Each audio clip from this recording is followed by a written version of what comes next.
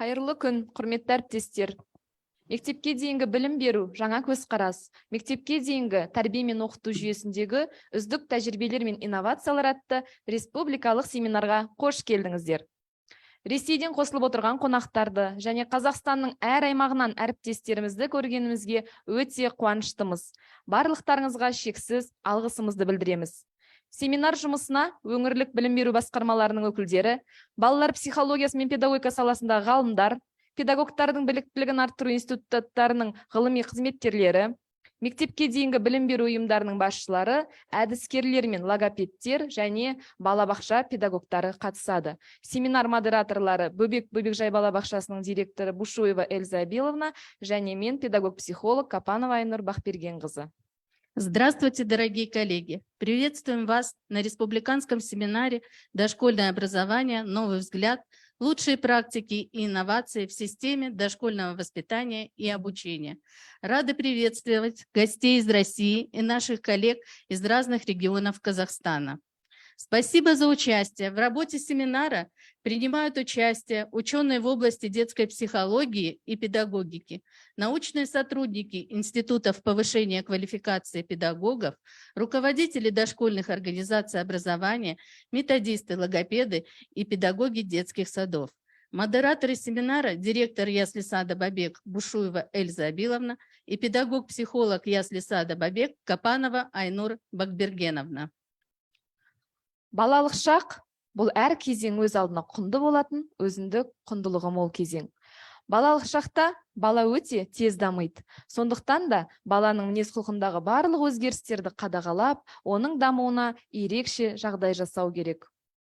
Вашему вниманию предоставляется видеоролик о Национальном научно-практическом образовательном и оздоровительном центре «Бобек».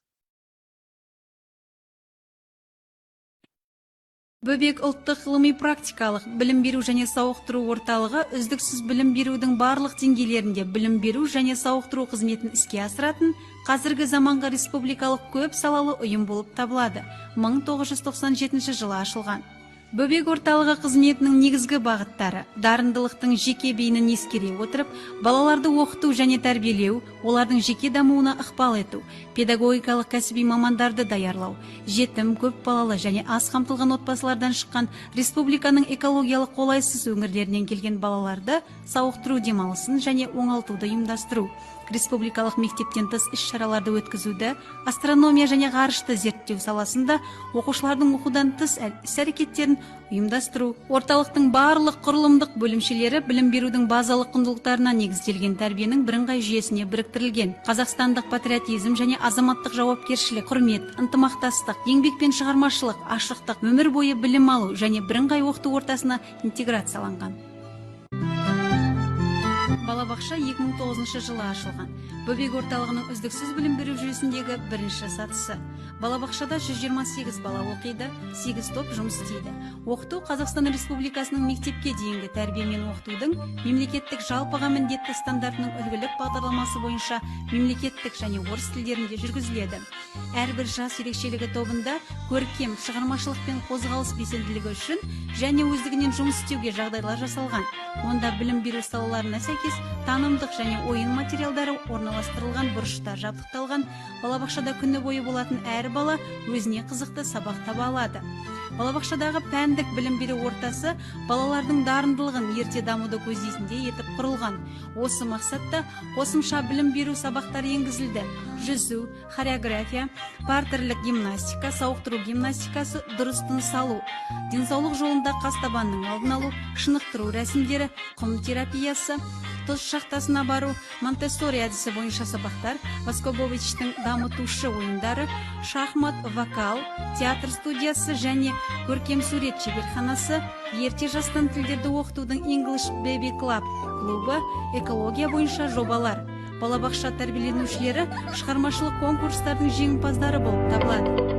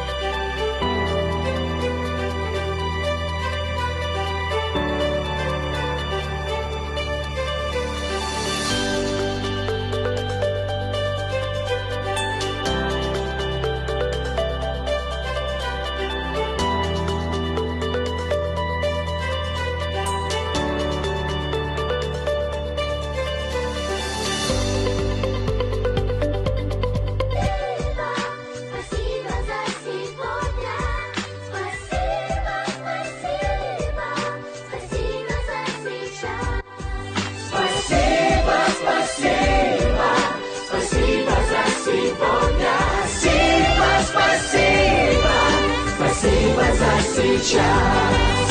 Спасибо за сейчас. Период от рождения до поступления в школу является, по признанию специалистов всего мира, возрастом наиболее стремительного физического и психического развития ребенка, первоначального формирования физических и психических качеств, необходимых человеку в течение всей последующей жизни. Слово предоставляется Каримовой Раушан Бейдалиевне, доктору психологических наук, профессору, врачу-психоневрологу, психологу-практику. Приветствуем вас, Раушан Бейдалиевна. Звук включите. Включилась? Алло. Да, Слышно? слышим вас. Слышно? Слышим Ага. вас. Здравствуйте, уважаемые коллеги. Очень рада встретиться вновь на такой высокой площадке, как научно-практический центр БОБЕК, на такой важной конференции. Поэтому очень признательна за возможность, за приглашение и возможность совместно поработать над такой важной темой. Конечно же, дошкольное образование является чрезвычайно важным для ребенка в процессе его дальнейшей адаптации, дальнейшего поступления в школу. То есть, по существу, дошкольное образование является трамплином для успешности образования в школе. Поэтому как мы его организуем, так оно и будет дальше идти. Но прежде всего связано это действительно с уникальностью дошкольного возраста. Ведь ребенок дошкольного возраста начинается от кризиса собственного «я», то есть первых начальных проявлений развития личности и до формирования личности. Это все происходит в дошкольном возрасте. И дошкольный возраст является удивительным переплетением различных психологических новообразований. Поэтому нам надо всегда помнить, что же здесь такого уникального, особенного, которое необходимо помнить всегда в разработке учебных программ для дошкольного образования. Но прежде всего я хотела бы сказать, что в дошкольном возрасте у детей одинаково влияют как биологические факторы головного мозга, это прежде всего перенесенные травмы, гипоксии, еще какие-то изменения, и инфекции, и развитие личности. То есть на него влияют все те факторы, которые были у него перед родами, после родов, всевозможные перенесенные заболевания, то есть так, как ребенок готов, головной мозг готов его к дальнейшей школьной жизни. И, конечно же, развитие личности. Что же уникального происходит у ребенка дошкольного возраста, что является очень важным и уникальным для постановки, для подготовки учебных программ?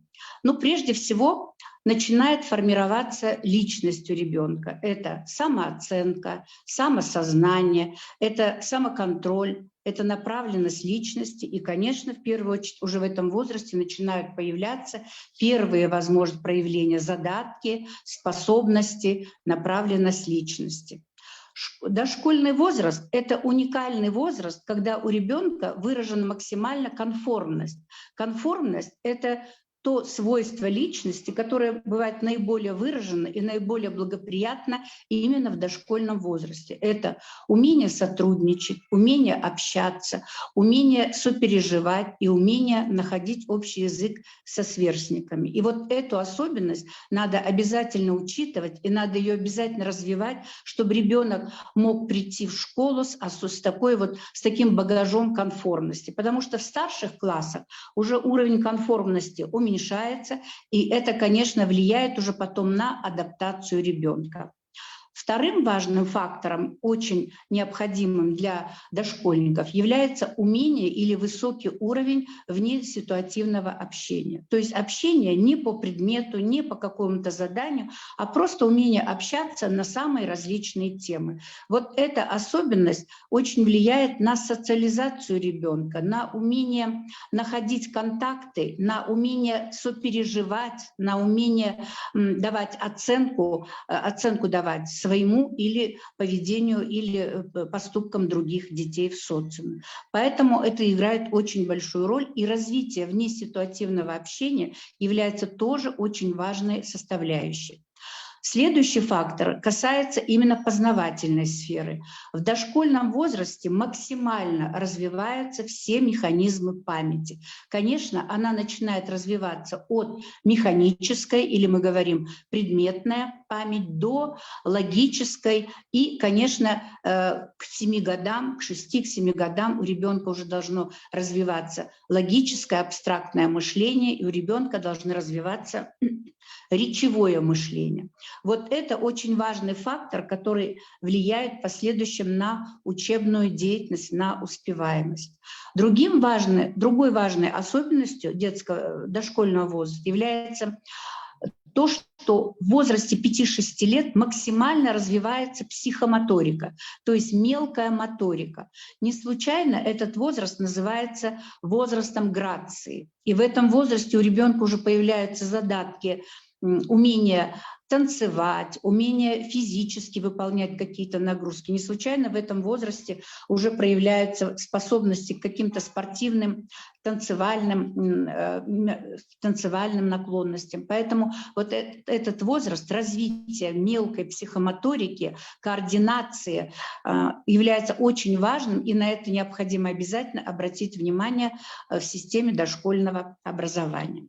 Дошкольный возраст – это уникальная система развития аффективной, эмоциональной сферы. Не случайно 7 лет, который называют кризисом 7 лет, он связан не потому, что ребенок идет в школу, а потому что у него именно развивается аффективная сфера, то есть сфера эмоций, воображения, сфера реакции на окружающее. Это сфера, когда ребенок, в общем-то, теряется чувство наивности, и он уже считает себя взрослым и становится уже более понимающим, более таким, способным, что ли, воспринимать более сложные социальные установки.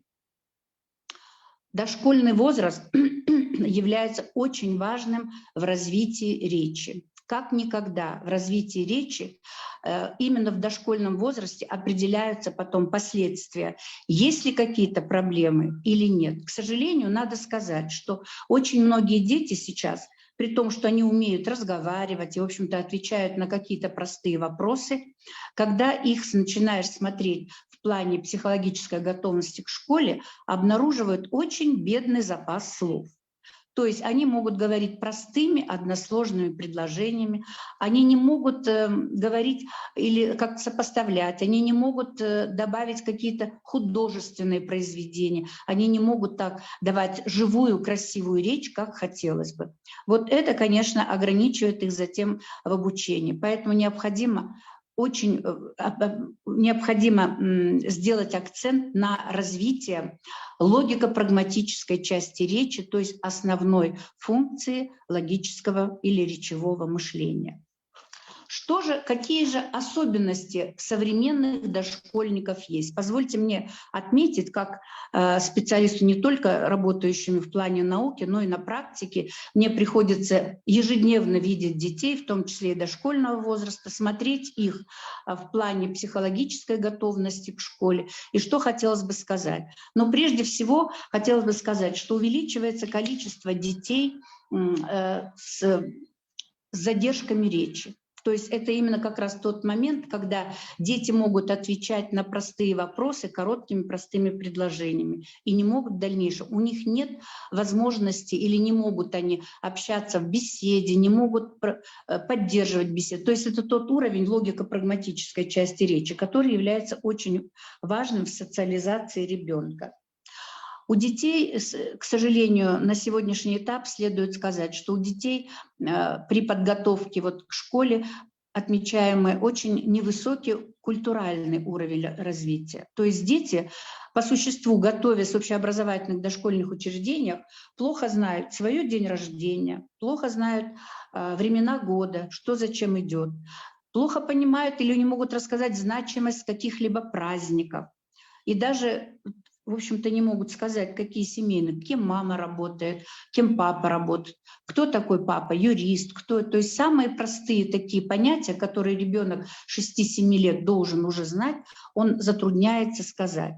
Родители, как правило, всегда говорят, а мы этому не учили. Вот, наверное, наша задача учить родителей повышать культуральный уровень, потому что культурный уровень развития начинается в семье. Не случайно говорил об этом Лев Семенович Выгодский. Поэтому мы должны именно на этот аспект обратить обязательно внимание. Кроме того, у детей, необходимо отметить, в последнее время учащаются проблемы поведенческие. Это неусидчивость, пропульсивность поведения, высокая такая аффективная возбудимость, вспыльчивость. Связана она бывает с несколькими факторами. Первое – это, конечно, биологические факторы, о которых должны подумать и которые должны корректировать медики. Но педагоги должны тоже должны обратить внимание, что детей по существу родители не готовят психологически к школе. И что самое важное, отсутствует мотивация к учебной деятельности. Вот приходится смотреть детей. Сегодня, например, я смотрела ребенка 5-летнего, который на занятии в предшколе четко, честно говорит: я не хочу учиться, я не хочу заниматься. Когда начинаешь с ним разговаривать и с мамой разговаривать, то, конечно же, там выявляются факторы, которые ведут вот к этой проблеме. И, конечно, на них надо обратить обязательно внимание. То есть вот уровень психологической готовности детей к школе, к сожалению, не очень высокий. Нам на это надо обратить внимание. Что же нужно, на что нужно обратить внимание при подготовке детей к школе и что является красной нитью дошкольного образования? Это прежде всего развитие речи. Да, развитие речи во всех ее формах: устная, письменная, изобразительная, графическая. Все это необходимо на всех занятиях проводить, на всех уровнях, и чтобы родители эти все направления обязательно поддерживали. Второе. Необходимо развивать память, то есть все акценты занятий должны идти на устойчивость памяти. Вот следующее. Необходимо формировать у детей определенные рамки поведения, именно готовности к школе. То есть ребенку нужно не только разрешать все абсолютно, но и надо обязательно прививать ему обязанности, надо формировать понятие «надо», «должен», то, о чем, в общем-то, я все время говорю на беседах с родителями. И родители, к сожалению, не всегда понимают это. Они считают, что ребенок в детском саду пусть играет себе в свое удовольствие, а школа ему всему научит. И вот получается, все проблемы потом поведенческие начинается именно в 1 классе, когда ребенок не умеет, в общем-то, в рамках учебного процесса себя адаптировать. Ну и, конечно, очень важно, весь учебный процесс в дошкольных учреждениях должен строиться на основе профилактики дидактогении. То есть дидактогения – это страх школьных занятий, школы. То есть с одновременным акцентом на большой уровень познавательного развития, развития различных точных наук, дополнительных наук. Мы все-таки должны все занятия и всю нагрузку соизмерять с особенностями внимания, памяти, особенностью утомляемости нервной системы. И делать это, конечно, индивидуализировать это, чтобы каждому ребенку был индивидуальный подход. Не всегда бывает одна программа успешна для всех детей.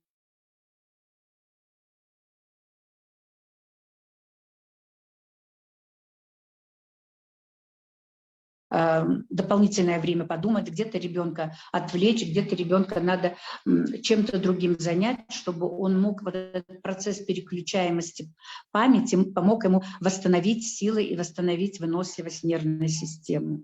Вот такие особенности, на которые бы я хотела обратить внимание наших коллег. Но, конечно, я считаю, что основные проблемы с развитием дошкольного образования сейчас, и вот те проблемы, о которых я говорила, это развитие речи, развитие умения общения, связаны, к сожалению, с тем, что дети сейчас злоупотребляют именно телефонами, планшетами, то есть это так называемая цифровая зависимость. К сожалению, детей сейчас на телефоны подсаживают уже не в дошкольном возрасте, а уже в раннем возрасте. То есть дети сидят в этих телефонах, и, конечно, отсюда идет и ограниченность речевого запаса, и отсутствие внеситуативного общения, и такая развивается, знаете, аутичность поведения. И, конечно, самое главное, что вот цифровая зависимость порождает такую, знаете, отсутствие мотивации к школе. Очень часто ко мне приводят детей на прием уже 3-4 класс, где у детей абсолютно нет желания учиться, при том, что познавательный уровень хороший,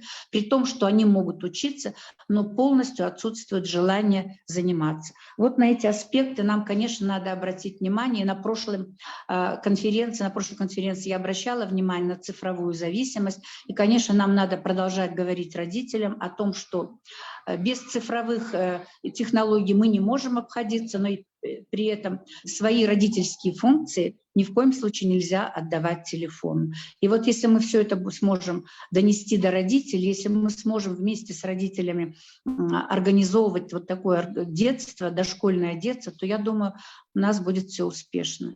Вот я все, что хотела сказать. Желаю вам дальнейших успехов в работе этой конференции. Спасибо за внимание. Спасибо, Раушан Бейдалиевна.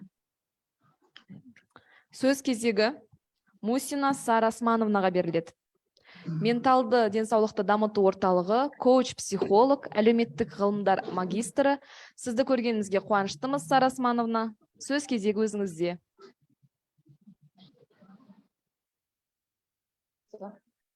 Рахмет. Презентация көрініп тұр ма? Микрофон. Да, я көрініп тұр. Ага, жақсы. Приветствую вас еще раз, уважаемые коллеги. Сегодняшняя моя тема — развитие игровой компетентности педагога дошкольной организации. То есть я хочу поговорить по игре. Игра в современном дошкольном образовании, то есть это ценность игры, и, естественно, сейчас на данный момент была, то есть вытеснение игры, и какой процент вообще есть. Ценность игры для дошкольного возраста — это очень важно.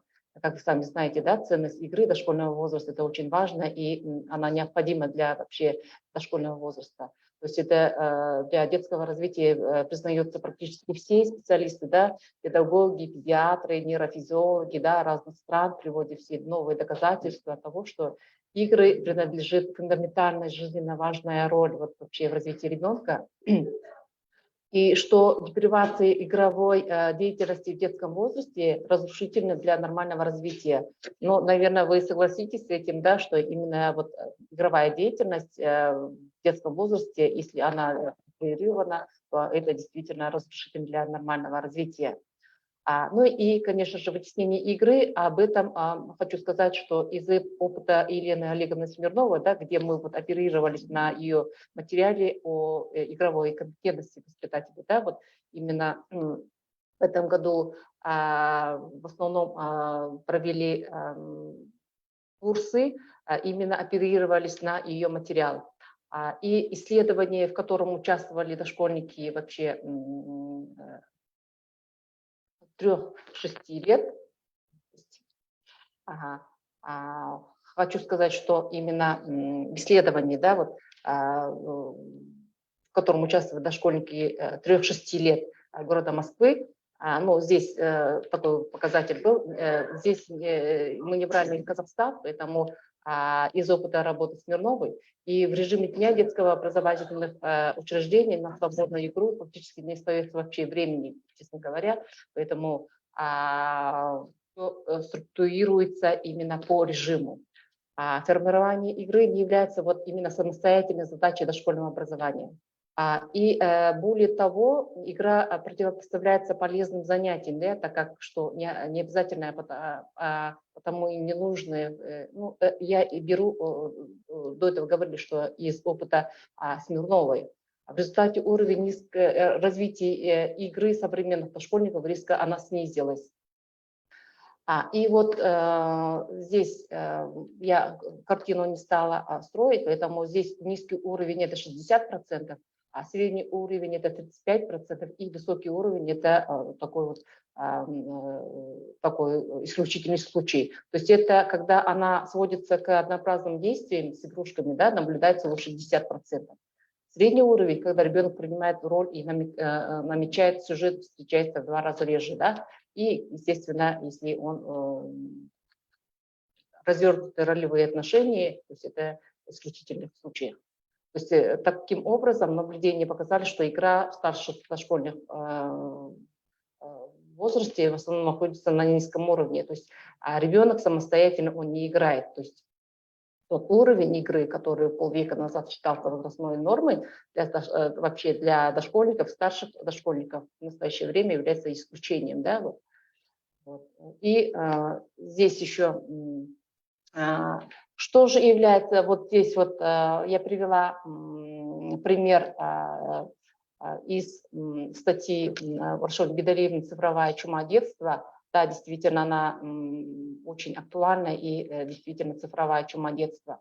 Характерным явлением современности стала вообще маркетизация, вот то, что изобилие детских товаров, изобилие товаров и развлечений для детей формирует установку на потребление, да, вот это, естественно, это гаджеты, игрушки, да, вот разнообразные, которые вот и вроде бы игрушка, но она не является тем, чем должен играть ребенок.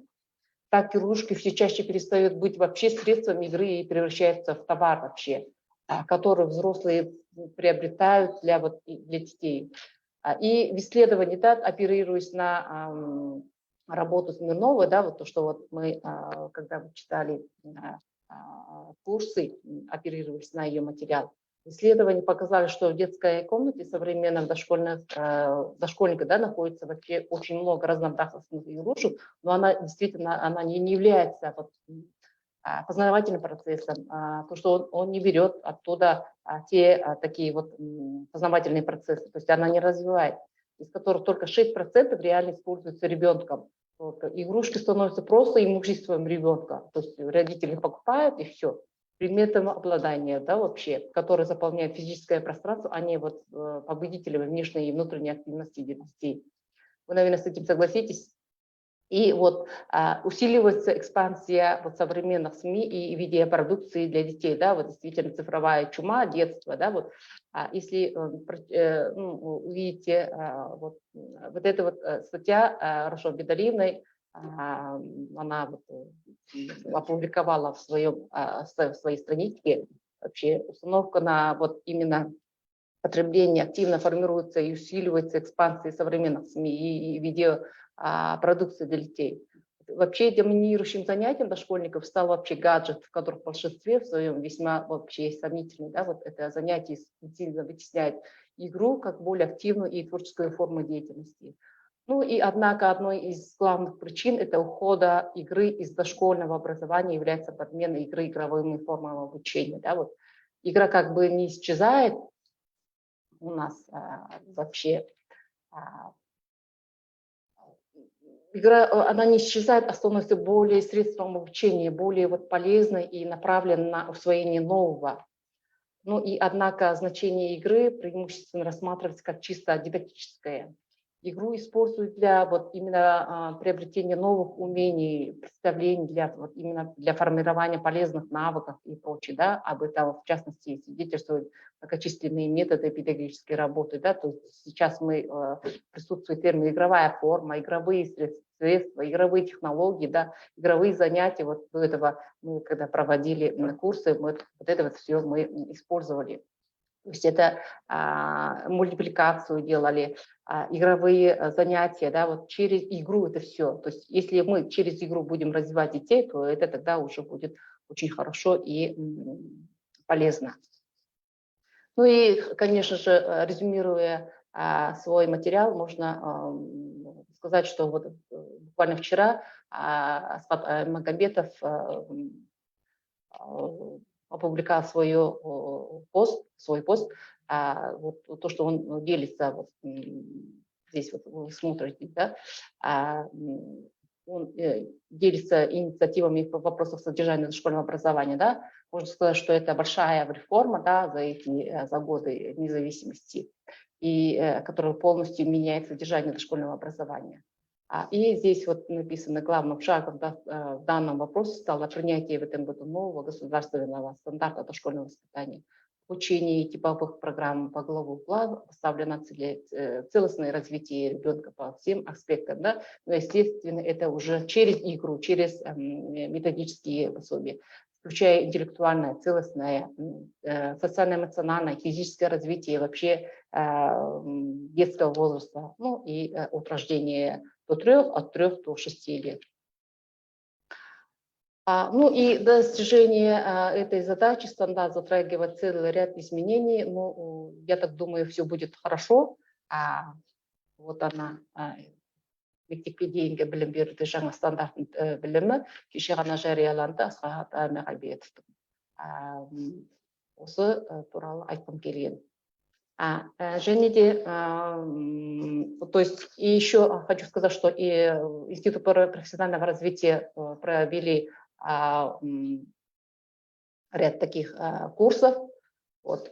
И это только по Алмате, а вот Алматы и вот рядом, который еще нуждается вообще для прохождения, количество человек, которые еще и нуждаются для прохождения следующих курсов. Рахмет. Сара Османовна, танымдық жақсы ақпараттарыңыз үшін сізге үлкен рахмет. Великий русский педагог, общественный деятель, создатель научно-педагогической системы Константин Ушинский говорил: искусство воспитания имеет ту особенность, что почти всем оно кажется делом знакомым и понятным, а иным даже легким, и тем понятнее и легче кажется оно. Чем менее человек с ним знаком теоретически и практически. Сегодня в нашем семинаре участвует руководитель образовательных программ и посткурсового сопровождения Национального института гармоничного развития человека Карабутова Анжелика Александровна. Здравствуйте, Анжелика Александровна, вам слово. Анжелика Александровна. Да. Здравствуйте. К сожалению, связь не очень устойчивая, поэтому я не смогла сразу отреагировать.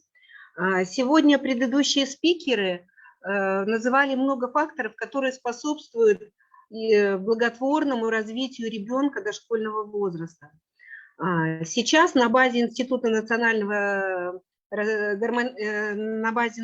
института гармоничного развития человека стартовали курсы, которые тоже затронули один из факторов развития ребенка дошкольного возраста. Это прежде всего безопасность и благополучие. Вот. То есть стартовали курсы и ведутся исследования в этом направлении уже в течение года о профилактике насилия над ребенком в дошкольных организациях образования. Следует ли говорить о том, что на сегодняшний день зафиксированы участившиеся случаи вообще фактов насилия как в организациях образования, дошкольного образования, так и над детьми дошкольного возраста в семьях. Вот. Сегодня я хочу посвятить свое небольшое выступление медиации как способу профилактики насилия над ребенком в дошкольных организациях образования. Вот. Итак, ЮНИСЕФ убежден, что никакое насилие в отношении детей не может считаться приемлемым, и это естественно. Вот. Поэтому благодаря совместным усилиям как педагогов, так и родителей, и общественности в целом мы можем предотвратить либо исключить насилие. Ну, всем, наверное, известно, что в Казахстане принят закон в 2011 году, закон о медиации, который как раз регулирует общественные отношения в сфере организации медиации в нашей республике, а также определяет ее принципы и процедуру проведения, и статус медиатора. Что же такое медиация? Вообще это довольно новое явление у нас в Казахстане, да, и вот немножечко я расскажу, что такое медиация. То есть в переводе с латинского медиаре означает посредничать, то есть это посредник. Это новая форма, прежде всего, альтернативного урегулирования споров с участием третьей нейтральной стороны. Вот. То есть медиатор помогает участникам спора или конфликтной ситуации выработать определенное приемлемое решение и соглашение для всех сторон. Далее, главная цель медиации в дошкольной организации – это превратить детский сад в безопасное, комфортное пространство для всех участников образовательного процесса, и воспитанников, и воспитателей, и родителей, и в целом общественности. На чем же строится медиация? Медиация прежде всего строится на таких принципах, как обязательно добровольность, то есть, так скажем, должны участники конфликта быть обе стороны согласны, чтобы начал работу медиатор. Да? Конечно же, конфиденциальность, то есть информация не распространяется об этой конфликтной ситуации, о решении и так далее. Конечно, обязательно на взаимоуважение, равноправие всех сторон, а также нейтральность, и, как я уже сказала, что это нейтральная сторона, поэтому беспристрастность медиатора и прозрачность процедуры. Так вот, служба медиации в дошкольной организации образования – это прежде всего разрешение конфликтов силами организации дошкольного образования. Это изменение традиций реагирования на конфликтные ситуации. Это профилактика ранней дезадаптации детей. Хочется отметить, что на самом деле в процессе медиации стороны приходят к соглашению без, так скажем, вынесения третьей стороной решений. То есть медиатор не принимает решения, он только выступает посредником в разрешении того или иного конфликта, который зачастую приводит к насилию ребенка. А, как известно, насилие, так скажем, является мощнейшим фактором тормоза в развитии дошкольника. Вот. То есть если ребенок себя не чувствует в безопасности, то и все познавательные процессы при этом затормаживают свое развитие, и игровая деятельность происходит недолжным образом и так далее. Итак, зачем медиация нужна родителям? То есть медиатором может быть воспитатель, который может разрешать конфликты между детьми и родителями, а также между педагогами дошкольных организаций и родительской общественностью. Итак, зачем же нужна медиация родителей? Она позволяет разрешить конфликт, прежде всего выявляя причину и движущую силу этого конфликта. В то же время позволяет предотвратить конфликт, вот, что способствует прежде всего созданию благоприятных условий. То есть мы оберегаем ребенка от агрессивного, порой, так скажем, отвергающего воздействия окружающей среды. Да? Кроме того, медиатор способен скорректировать поведение тех, кто уже, так скажем, в конфликте, тех, кто уже ошибся и оступился. Итак, медиация – это мощнейший инструмент помощи в разрешении конфликтами, как я уже сказала, между детьми и взрослыми и между взрослыми. Медиация приходит к решениям, где нет проигравшей стороны. Обе стороны остаются довольны результатом. Итак, выигрыш одной стороны адекватен выигрышу другой стороны. И этому способствует педагог дошкольной организации образования. Итак, сейчас я хочу привести пример. Этот пример – опыт одного из наших слушателей курса повышения квалификации «Профилактика насилия над ребенком в дошкольных организациях образования». Это педагог ясли-сад города Алматы, ясли-сад номер 54, Морозова Светлана Петровна.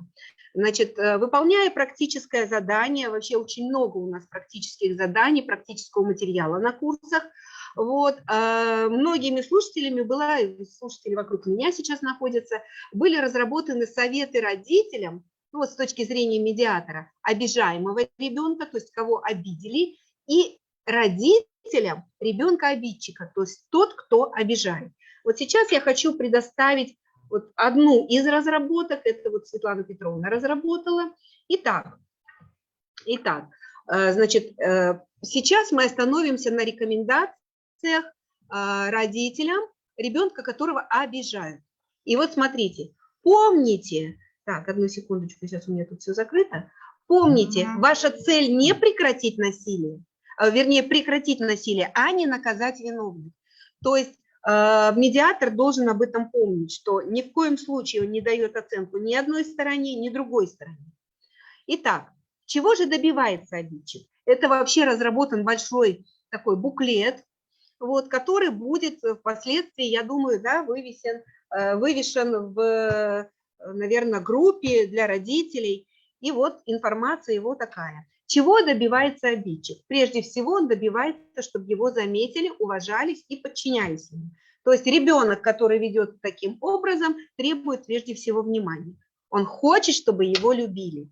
Тогда почему он так себя ведет? А потому что по-другому не умеет. Его так воспитали. Чтобы завоевать любовь, надо обидеть. Таким образом, нам следует как медиаторам понять, что обидчик на самом деле сам стал жертвой. А как ведет себя жертва? Она обижается, плачет, кричит, боится, прячется, жалуется бесконечно, терпит или хочет отомстить. Вот. И когда жертва проявляет ярость, она может превратиться в обидчика, потому что жертва и обидчик – это один и тот же человек. Пытаясь победить злодея, мы сами легко можем им стать. Это должен помнить медиатор в решении тех или иных вопросов.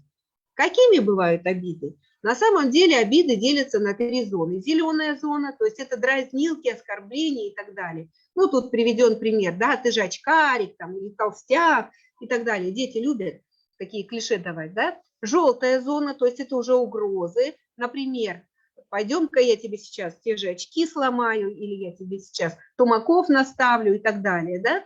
Любые угрозы ударить и избить, это все пока только слова, но они часто пугают и обижают. И красная зона, то есть это уже причинение физической боли. Например, когда бьют, щипают, царапаются, кусают и так далее. Для чего разделяются эти обиды на 3 зоны? Для того, чтобы определить, как себя вести, когда дразнят, когда угрожают и когда бьют. На самом деле поведение будет везде разное, и медиатор должен это помнить для того, чтобы дать какие-то рекомендации родителям, ребенка которого обижают. Так, ой, что-то у меня зависло. Так, сейчас. Ага. Так вот. Надо помнить о том, что ребенка и вообще медиатор рекомендует родителям прежде всего научить ребенка делиться своими проблемами со взрослыми. Это надо рассказать либо родителям, либо педагогу.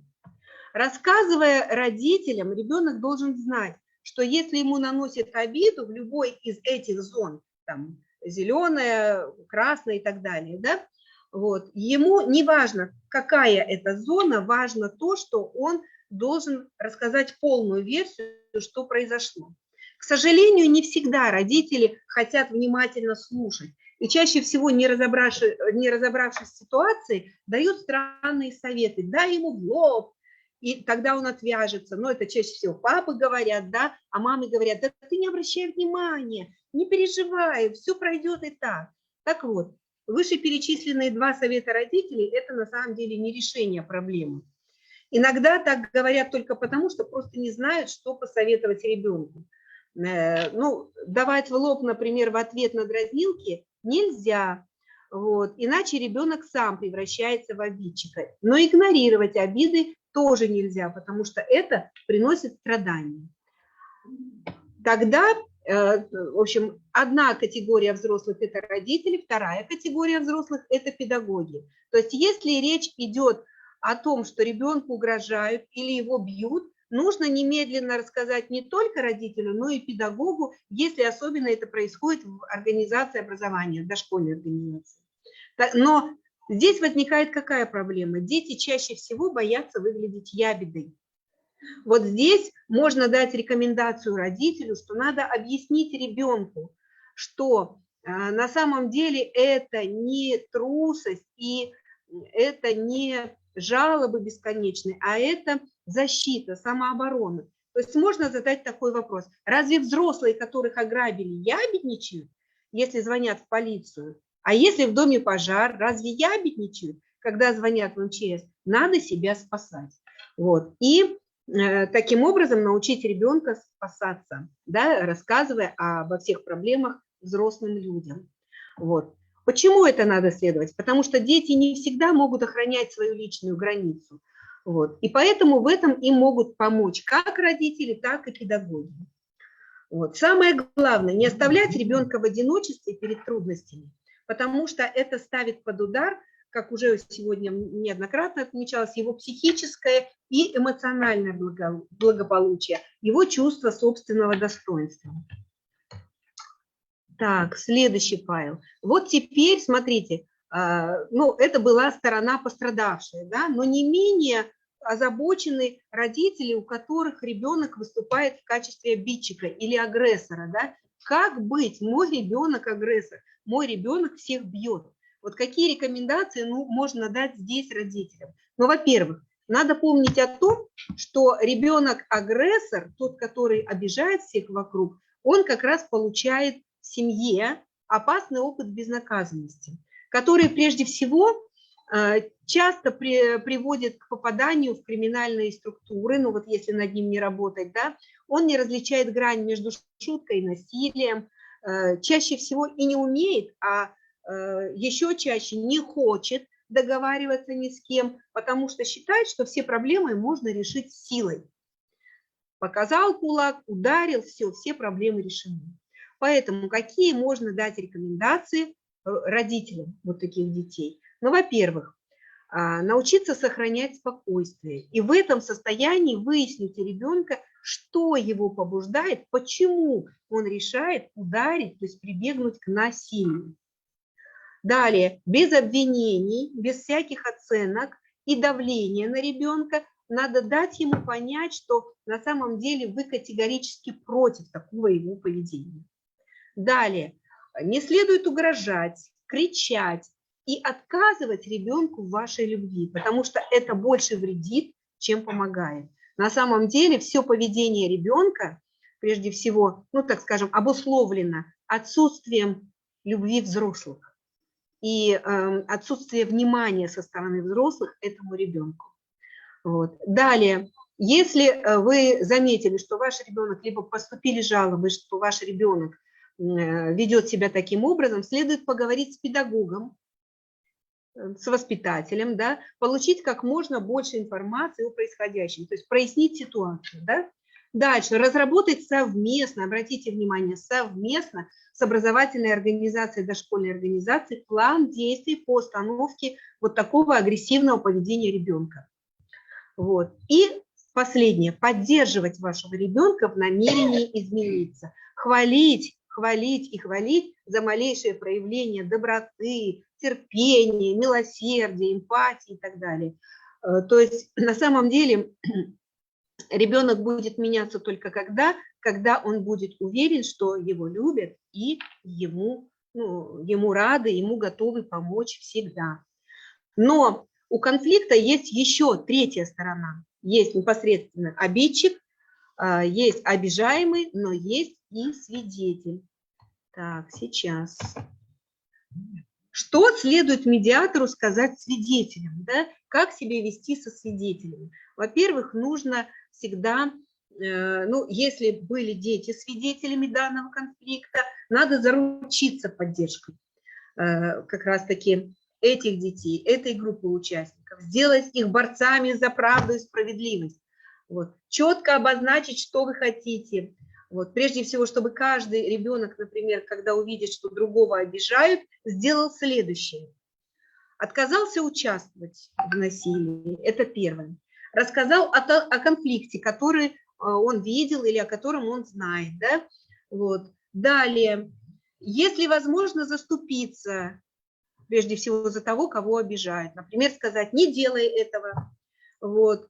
И, конечно же, никогда не вступал в драку с обидчиком, потому что это небезопасно. Итак, медиатору, да, что следует помнить, занимаясь посредничеством урегулирования конфликта? Прежде всего, обещать сохранить конфликт в секрете. Конечно же, И ребенку, который был свидетелем, и всем остальным важно рассказать воспитателю, но при этом, чтобы остановить конфликт, но при этом разносить информацию не следует. Далее. Звонить родителям детей, которые обижают вашего ребенка, тоже не следует. Да? Родители детей, которых обижают, чаще всего занимают другую позицию. Мы думаем, что они наругают своего ребенка, а они занимают оборонительную позицию, доказывая, что их ребенок прав. И взаимодействие будет основано на противостоянии и конфликтом с родителями обидчика. Вот. И как раз-таки это еще более ухудшит ситуацию, нежели поможет разрешить конфликт. Далее, поощрять ребенка и настраивать его на то, чтобы он давал сдачи. Вот. То есть это нельзя ни родителям, ни кому из взрослых, да, допускать, потому что на самом деле именно это, так скажем, подвергнет вашего ребенка прежде всего опасности, потому что он будет, так скажем, втягиваться в драку.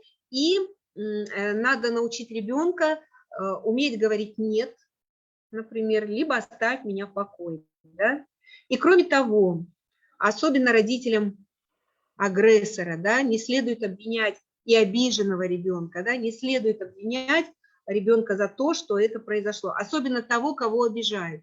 Папы обидчикам могут сказать: да ты что, слабак, да ты что, не мог ему ответить и так далее. Помните о том, что обвинение прерывает общение с ребенком, и он чувствует себя непонятым и беспомощным. Лучше объяснить ребенку, что бы он ни сделал, вот, нет ничего такого, за что его могли бы обидеть. И последний слайд. Медиатор должен, так скажем, в момент урегулирования конфликта и вообще в работе с родителями и со взрослыми, особенно с родителями, так скажем, соблюдать правила 3 плюсов. Первый плюс – это доброжелательная улыбка. Вас всегда встречают хорошо, если вы искренне, доброжелательно улыбаетесь. Следующий плюс – это обращение к родителям по имени и отчеству, а не безликое «здрасте». Да? И третий плюс – это комплименты родителям. То есть самый лучший комплимент для родителей – это похвала успехов его ребенка. Итак, занимаясь медиацией, занимаясь урегулированием конфликтных ситуаций, решение которых приводит к безопасности, к благополучию ребенка, следует помнить многие эти правила. Но если вы хотите узнать больше, вы можете записаться к нам на курсы, которые начнутся с 12 декабря. Они у нас идут по всему Казахстану, во всех регионах, и вы узнаете гораздо больше, как создать благоприятную атмосферу для развития детей дошкольного возраста. Благодарю вас за внимание. Спасибо, Анжелика Александровна, вы затронули очень важную тему. Учитывая сложность поставленных перед педагогами-дошкольниками задач, возникает необходимость поиска эффективных технологий дошкольного образования, анализа и опыта. Большой потенциал содержится в зарубежных системах дошкольного образования, которые имеют свою историю, традиции. Сегодня у нас в гостях Никитина Ирина Михайловна, заведующая детским садом «Островок детства», Россия, Республика Чувашия, город Чебоксары, почетный работник образования Российской Федерации и старший воспитатель Дергунова Ирина Ильинична. Уважаемые коллеги, вам слово. Ирина Михайловна, демонстрацию экрана будете сами транслировать?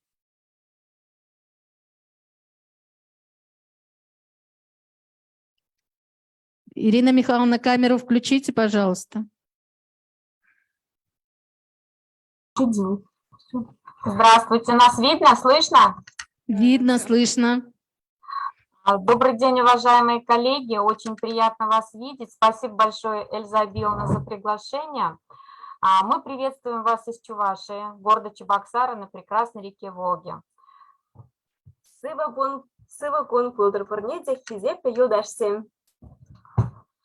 Чувашия многонациональная республика, и рядом испокон веков живут очень много национальностей. Это чуваши, марийцы, татары, мордва и другие национальности.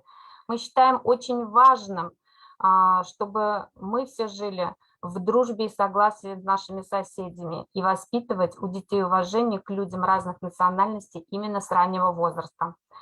Актуальным направлением нашего дошкольного учреждения является, естественно, образование и формирование начала национального самосознания, доброжелательного отношения к людям других национальностей и интереса к национальной культуре и традициям. На слайде вы кратко можете увидеть о нашем дошкольном учреждении. У нас воспитывается 1224 ребенка, 3 больших корпуса, много сотрудников, педагогов. И, естественно, здесь уже идет далее следующий слайд, это проектная национальная деятельность, инновационная детского сада ставит цели. То есть воспитывать детей, воспитывать у детей интерес и любовь к малой родине, отчизне, формировать нравственно-патриотические чувства. И, естественно, их решение обеспечивается за счет билингвального подхода в нашем дошкольном учреждении. Это обучение ребенка к чувашскому языку, использование произведений национальной культуры, народного фольклора, народно-прикладного искусства, творчества, музыкального искусства и литературы. В дошкольном учреждении создана система работы по ознакомлению детей с чувашскими народными праздниками, такими как Акатуй, Сурхури и другие, и приобщению их к истокам народной культуры. Так воспитывается интерес к национальным традициям, обычаям чувашского народа. В каждый праздник обязательно вовлекаем семью, ведь именно семья – хранитель всех традиций и обычаев рода. В детском саду создано большое образовательное пространство и все условия для того, чтобы ребенок жил, соприкасаясь к элементам национальной культуры, видел красоту чувашской вышивки, мог играть с народной игрушкой, рисовать чувашский орнамент, вышивать чувашские вышивки чувашским орнаментом и слушать народные мелодии. Дети знают государственные символы Чувашии. Это герб, флаг, гимн. И 22-й год в Чувашии – год выдающихся земляков.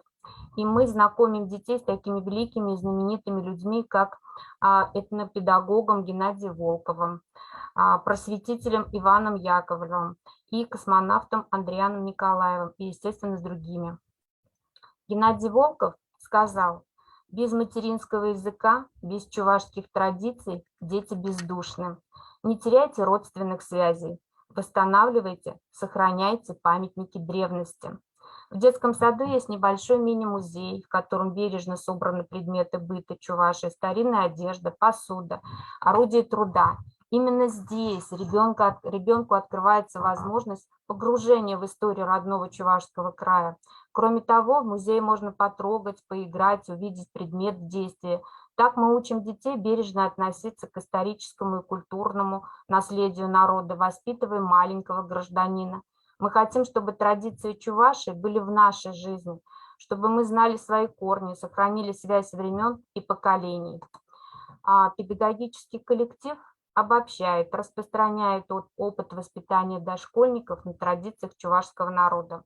Мы разрабатываем методические материалы, участвуем в различных конкурсах, публикуем свои наработки, статьи, конспекты на республиканском и всероссийском уровне. Наши достижения говорят о том, что коллектив движется в правильном направлении и добивается успеха.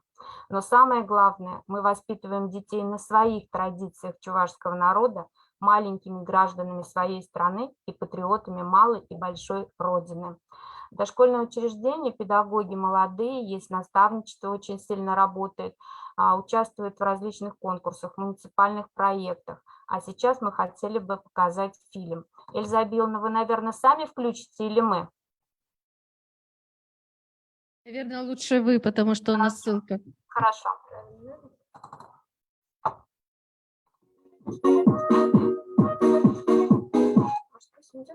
Идет фильм? Все.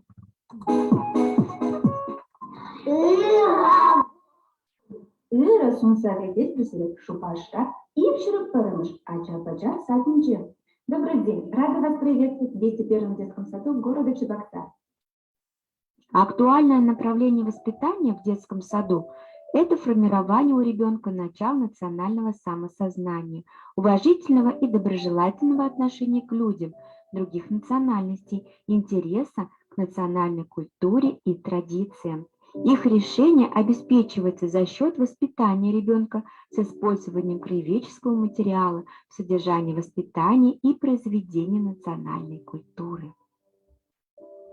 Педагоги детского сада находятся в постоянном поиске технологий, позволяющих реализовать главный принцип дошкольной педагогики – обучение в процессе игры. Результатом стало использование технологии проектирования и модульного принципа организации педагогического процесса.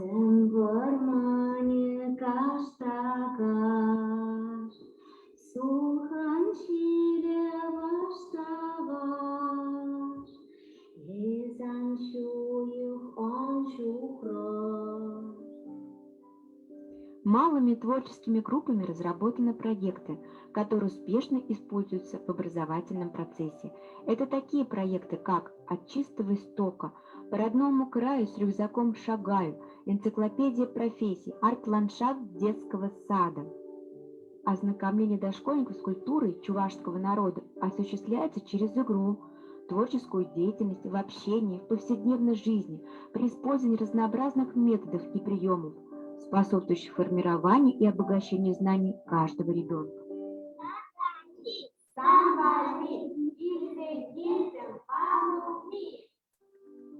Опыт воспитания дошкольников в национальных традициях состоит в ознакомлении детей с праздниками чувашского народа.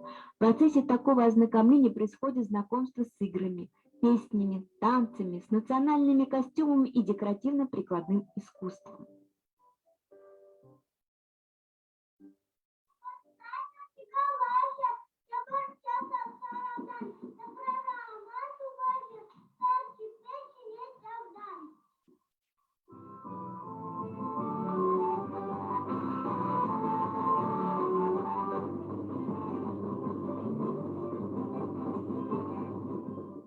Музыкальный литературный материал с красочное оформление помещения предметами народного быта и яркие национальные костюмы способствуют развитию детей устойчивого интереса к истории родного края и национальной культуре.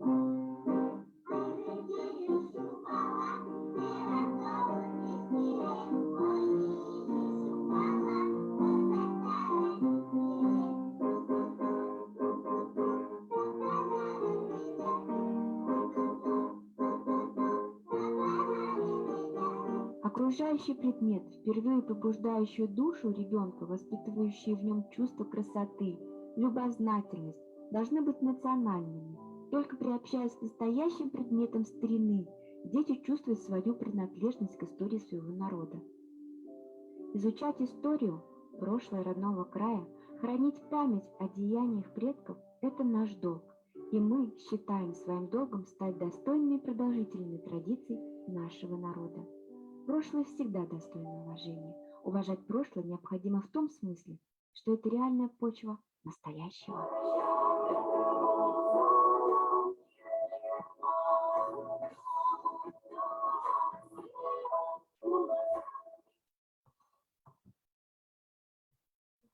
Большое спасибо за внимание.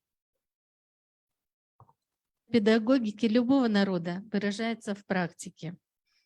Воспитание в детях чувства патриотизма, искренней преданности к любви к своему народу и родине способствует воспитанию на ценностях национальной культуры любого народа. Мы рады вашему участию и надеемся на дальнейшее сотрудничество. Спасибо, Ирина Михайловна, спасибо, Ирина Ильинична.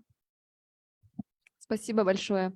Назарларыңызға музыкалық сәлемдеме қабыл алыңыздар.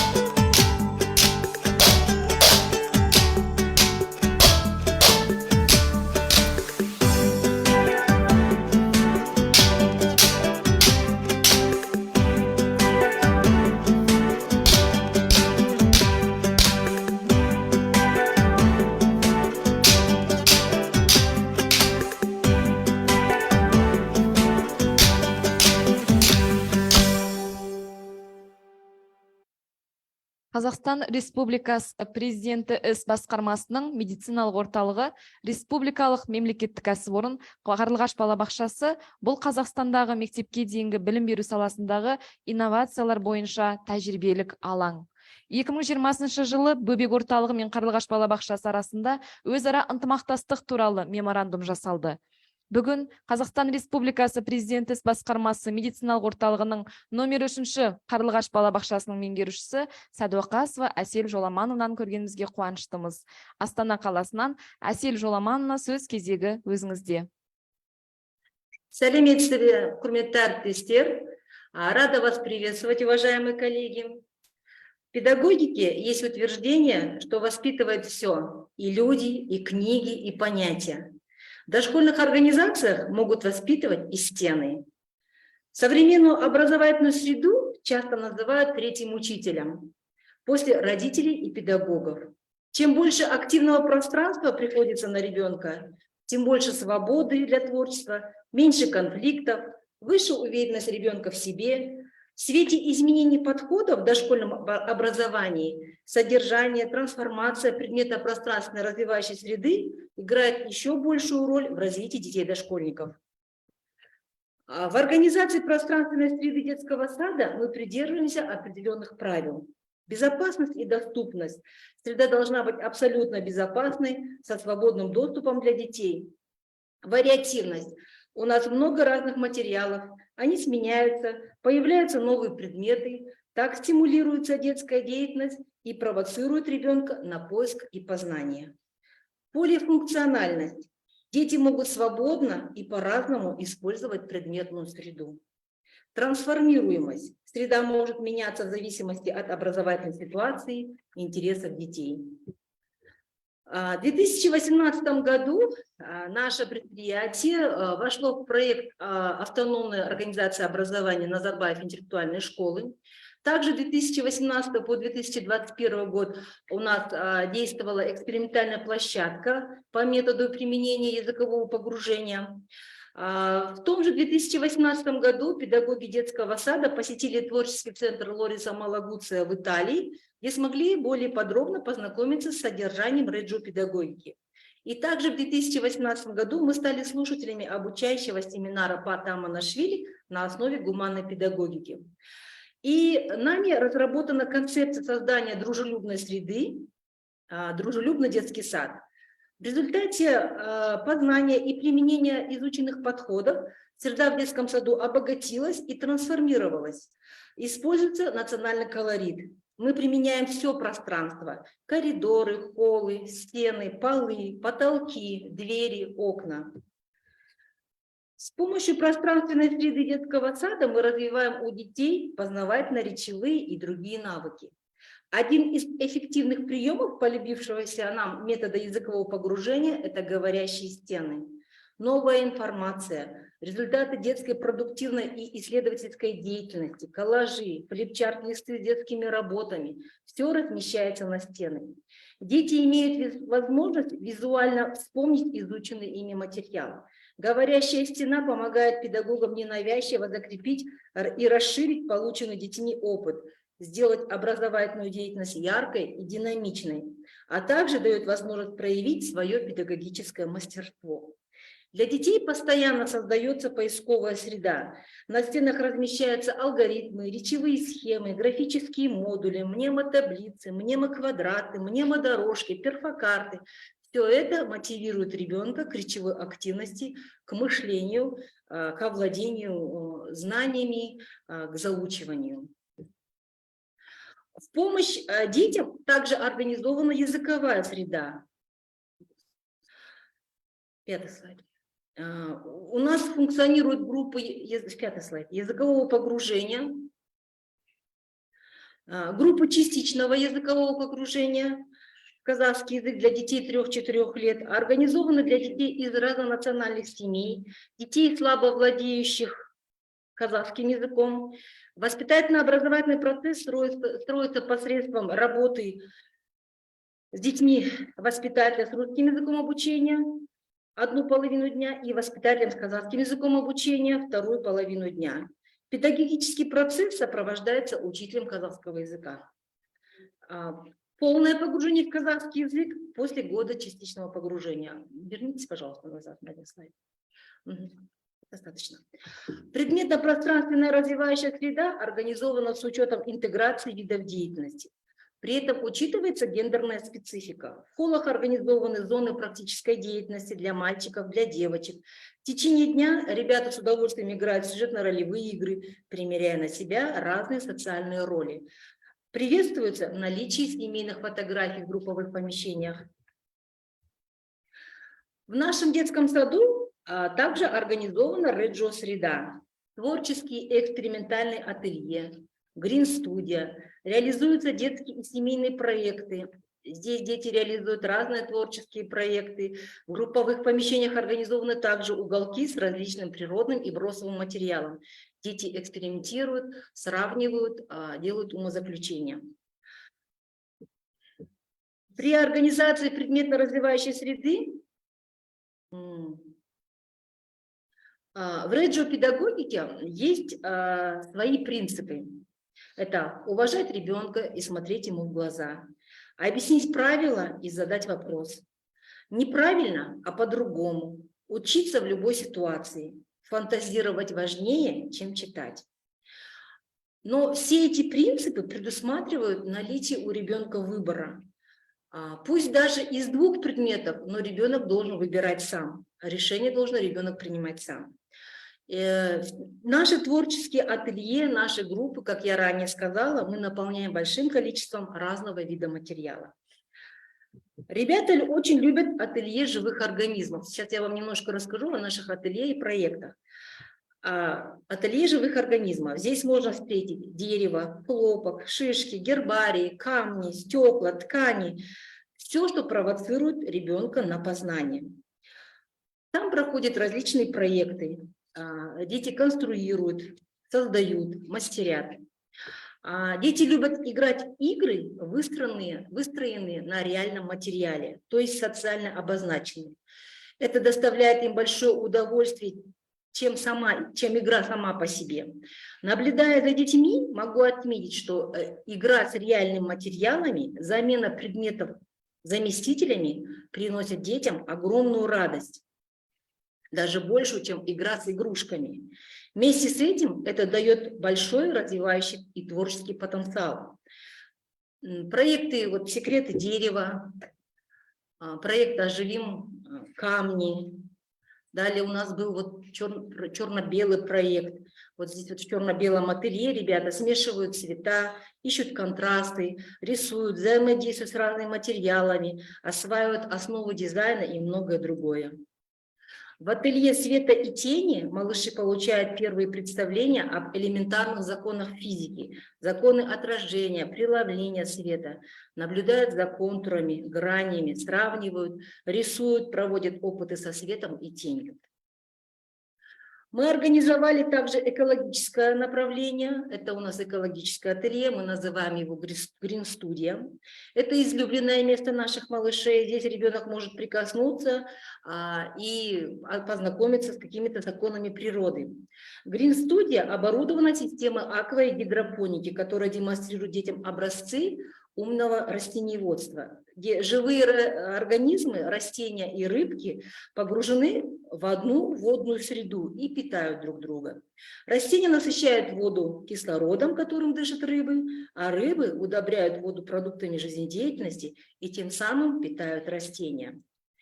Дети кормят рыб, наблюдают за ростом растений, засеивают семена растений в почву, без почвы, в картофеле, в чайных пакетах, в бананах и бесконечно разных вариантах. Сама система гидропоники демонстрирует детям образцы беспочвенного выращивания растений, вертикальные клумбы, возможность выращивания растений на небольших площадях. Экологические проекты учат детей бережному отношению к природным ресурсам, дают основы умной агрономии. Дети учатся находить причинно-следственные связи, мыслить нестандартно, знакомиться с новыми профессиями, формируют представление об основах зеленой экономики. Как я ранее озвучила, наши малыши не сидят в группе. Наши дети много перемещаются по центрам активности. Перемещение по детскому саду доставляет детям большую радость. Коридоры и холлы оформлены как квест-пространство. Перемещение при проведении детской деятельности осуществляется на основе квест-технологий. Это инструмент педагога, который позволяет интересно проживать ребенку свою жизнь в детском саду, одновременно познавать и удовлетворять свою двигательную потребность, развивать свои навыки. Ребенок в этой среде растет, тянется и познает, двигаясь, трогая и ощущая. Его интересует то, что эмоционально отзывается в его душе. Также я хочу добавить, что вот квест-пространство мы используем при взаимодействии, при сотрудничестве с родителями. Когда проводим какие-то проекты с родителями, тоже происходит это все через какие-то квест-технологии. Вся наша среда созданная, все это позволяет детям развиваться и проживать день с радостью и с удовольствием, и открывать для себя каждый день что-то новое. Благодарю за внимание. Трансформация және оны дамыту туралы өте қызықты бейне презентация үшін сізге рахмет. Тәжірибелеріңізбен бөліскендеріңізге біз өте қуаныштымыз. Бүгін бізбен байланысқа Астана қаласындағы осы Қарлығаш балабақшасының ұйымдастыру әдістемелік жұмыс секторының меңгерушісі Муралимова Света Мұратбековна да шығып отыр. Қайырлы күн, Света Мұратбековна. Сөз кезегі өзіңізде.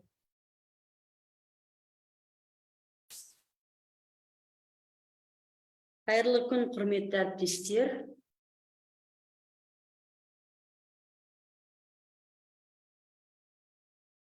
Қазіргі интерактивті заман мектепке дейінгі жалпы кез келген білім беруді түбегейлі мазмұнын өзгерту талап етіп отыр. Соған байланысты қазіргі берілетін ақпарат мына мектепке дейінгі білім беру саласындағы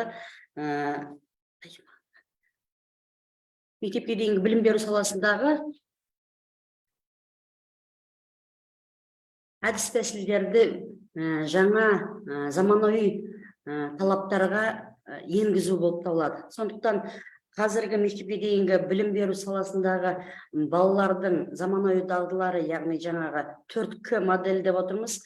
Креативтілік, сыни ойлау, коммуникация және командалық жұмыс бойынша, балалардың бойындағы дағдыларды дамыту бойынша қазіргі өзекті мәселе мынау сингапурлық білім берудегі сингапурлық әдіс тәсілдерді мынау практикаға енгізу. Яғни біздің өзіміздің практикамызда 2019 жылы Мәскеуге барып, сол әдіс тәсілді, яғни технологиямен танысып, осы 3 жылдың көлемінде қазіргі күнде практикаға біртіндеп енгізіп жатырмыз. Яғни бұл Сингапур технологиялардың жалпы 250 түрі бар. Қазіргі күнде біздің өзіміздің педагогтарымыз 70% қазіргі өздерінің жаңағы практикаларында қолданып балалармен жұмыс жасауда. Жалпы сингапурлық технологияларға келген кезде бұл жерде жалпы 3 негізгі жүйені қарастырады, яғни ұжым топтар мен жұптарға бөлініп берілген материалды өз беттерінше орындауы. Екіншісі, әр бала педагогтың рөлінен көршісіне, яғни әріптесіне берілген материал жеткізуі, немесе керісінше сұрақ қою. Үшінші, педагог командадағы өздері таңдаған адамды немесе жұптар жауаптарды тыңдап, бағалап, түзетіп, көмектесіп, бағыттаушы қызмет атқаруы. Яғни бұл жерде педагог тек қана бағыттаушы рөл атқарады. Балалар өздері ақпаратты іздеуші, жаңалықты іздеуші, яғни қойылған міндеттерді шешуші рөлдерін атқарады. Яғни жалпы сингапурлық әдістер бұл әдісті Ресейден алғандарын, бірақ америкалық тәжірибеден өткізіп, Азия технологияларына бейімдегендерін жасырмайды. Орыс педагогтары кеңес үкіметі мен Ресейдің Лев Толстой, Ильконин және Давыдовтың әдістемелік құралдарына қатты ұқсайтынын тілге тиек етеді.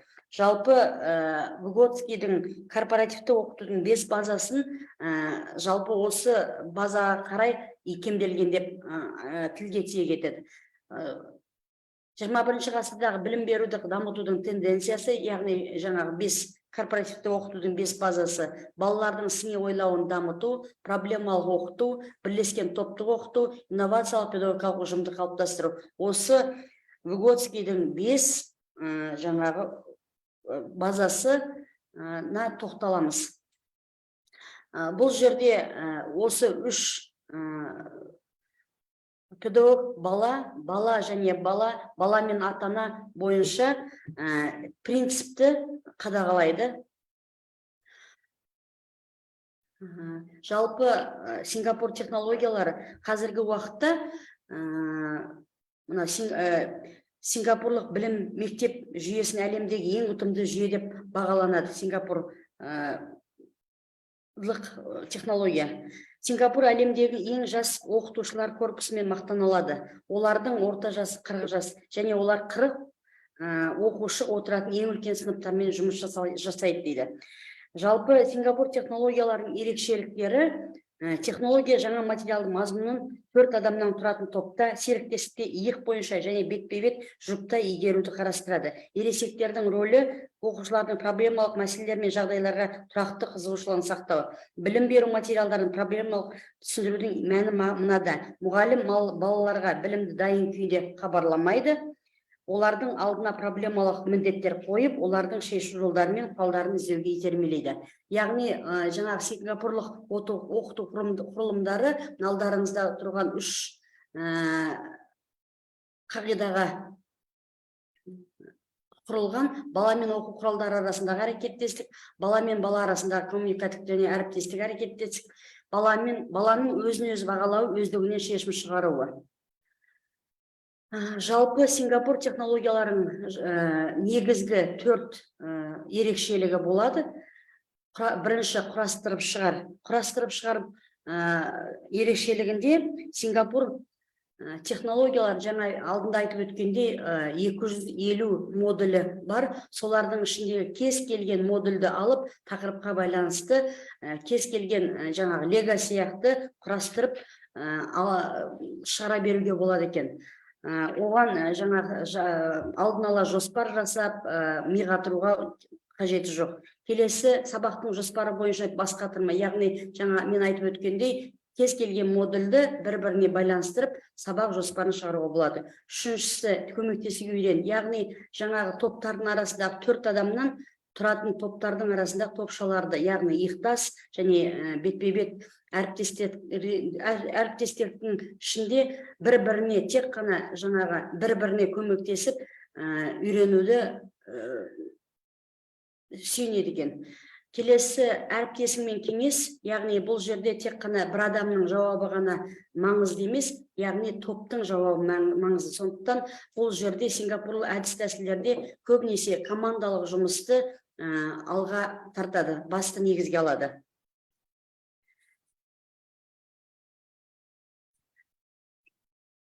Енді бұл жерде балаларға қандай жаңағы күтілетін нәтиже? Ең бірінші, топтағы барлық бала бір уақытта сөйлеп, тыңдап, өзгенің қатесін түзеп, өзінің білімін жетілдіріп, түзеп толықтыра алады. Екіншісі, бала педагогтың қызметін атқарғанда өте белсенді болады. Үшіншісі, әріптестік ұжымдық әрекеттерін нығая түседі. Бойындағы ұялшақтықтан айырылып, қорқу сезімі төмендейді. Балалардың коммуникациялары мен сыни ойлаулары дамиды. Әрбір бала іс-әрекеттің дәл ортасында болып, құрбылары мен өркендерімен әріптестік қарым-қатынас жасайды. Балаларға ұйымдастырылған оқу қызметтері қызықты саяхат ретінде әсер етіп, көтеріңкі көңіл күй сыйлайды. Бұл балалар үшін. Ал енді педагогтар үшін қандай күтілетін нәтиже? Әрбір іс-әрекет алгоритмі қысқа әрі нұсқа берілген. Яғни бұл жерде әрбір технология, әрбір модуль жаңағы сипаттамасы берілген, қанша минутқа дейін, секундына дейін жазылған. Жоспар құруы өте тиімді. Үшіншісі, модульдер арқылы іс-қимылдың мазмұны және анық түсінікті. Әр іс-қимылдың уақыты минут, секунд сияқты нақты берілген. Педагог бұл іс-әрекетте тек бағыттаушы тұлға ретінде қатысады. Енді жаңа мен өзім айтып өттім, жаңағы Сингапур технология 250 түрі бар, бірақ соның ішінде біз практика жүзінде 20-ға шақты жаңағы модульдерді таңдап алып, қазіргі күнде практикаға қолданып жүрмін.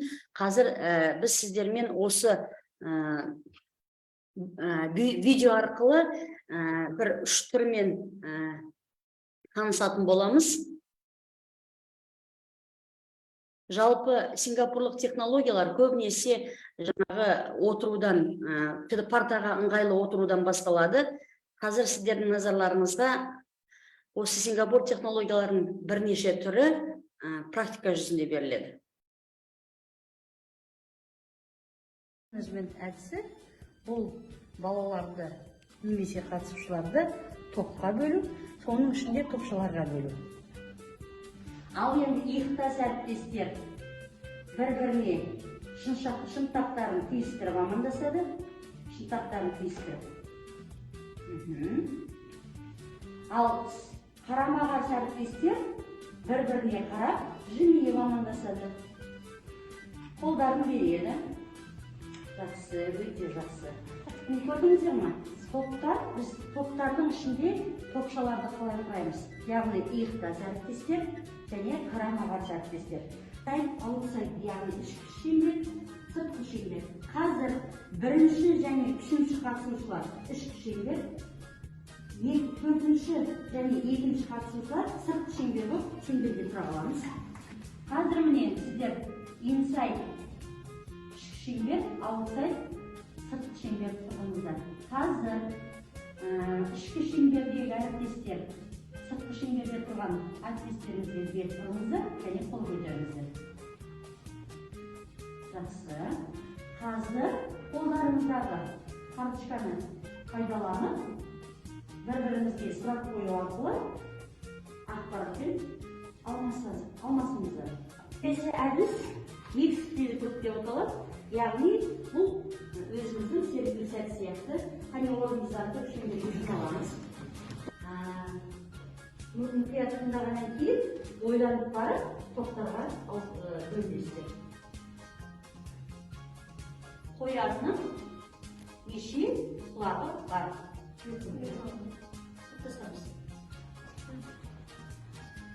Жақсы. Үш тышқанның неше құйрығы бар?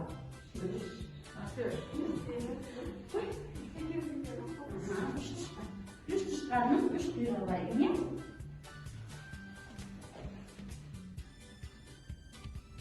Бір сиырда неше аяқ?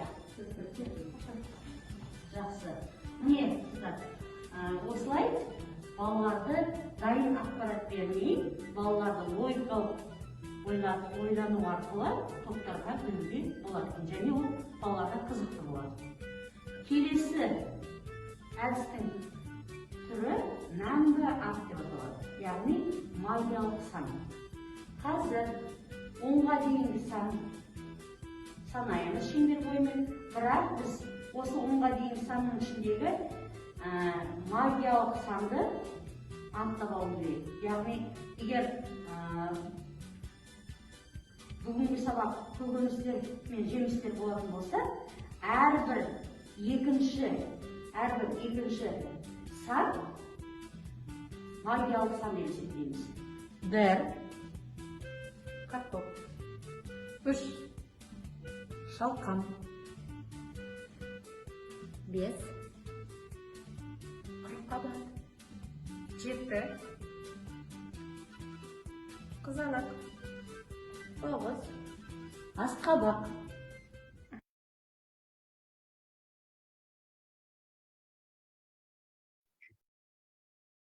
Құрметті әріптестер, сіздер жаңа Сингапур технологияларын біздің практикалымызда қолданылып жүрген 5-6 түрін сіздерге назарларыңызға ұсындық. Жалпы қазіргі күнде біз 3 жылдың бойында осындай жаңағы семинарларда осындай практика жүзінде беріліп жатыр. Қазіргі күнде бізде жаңа басында айтып өттім, 70% әрбір ұйымдастырған іс-әрекеттің әр түрінде де қолданып жатыр. Ол математика болсын, ол сауат ашу болсын, ол жаңағы дене шынықтыру сабақтарында да қолданылып жатыр. Назарларыңызға рахмет. Света Мұратбековна, қызықты осындай өте жақсы ақпаратқа толы тәжірибеңізбен бөліскеніңіз үшін сізге алғыс білдіреміз.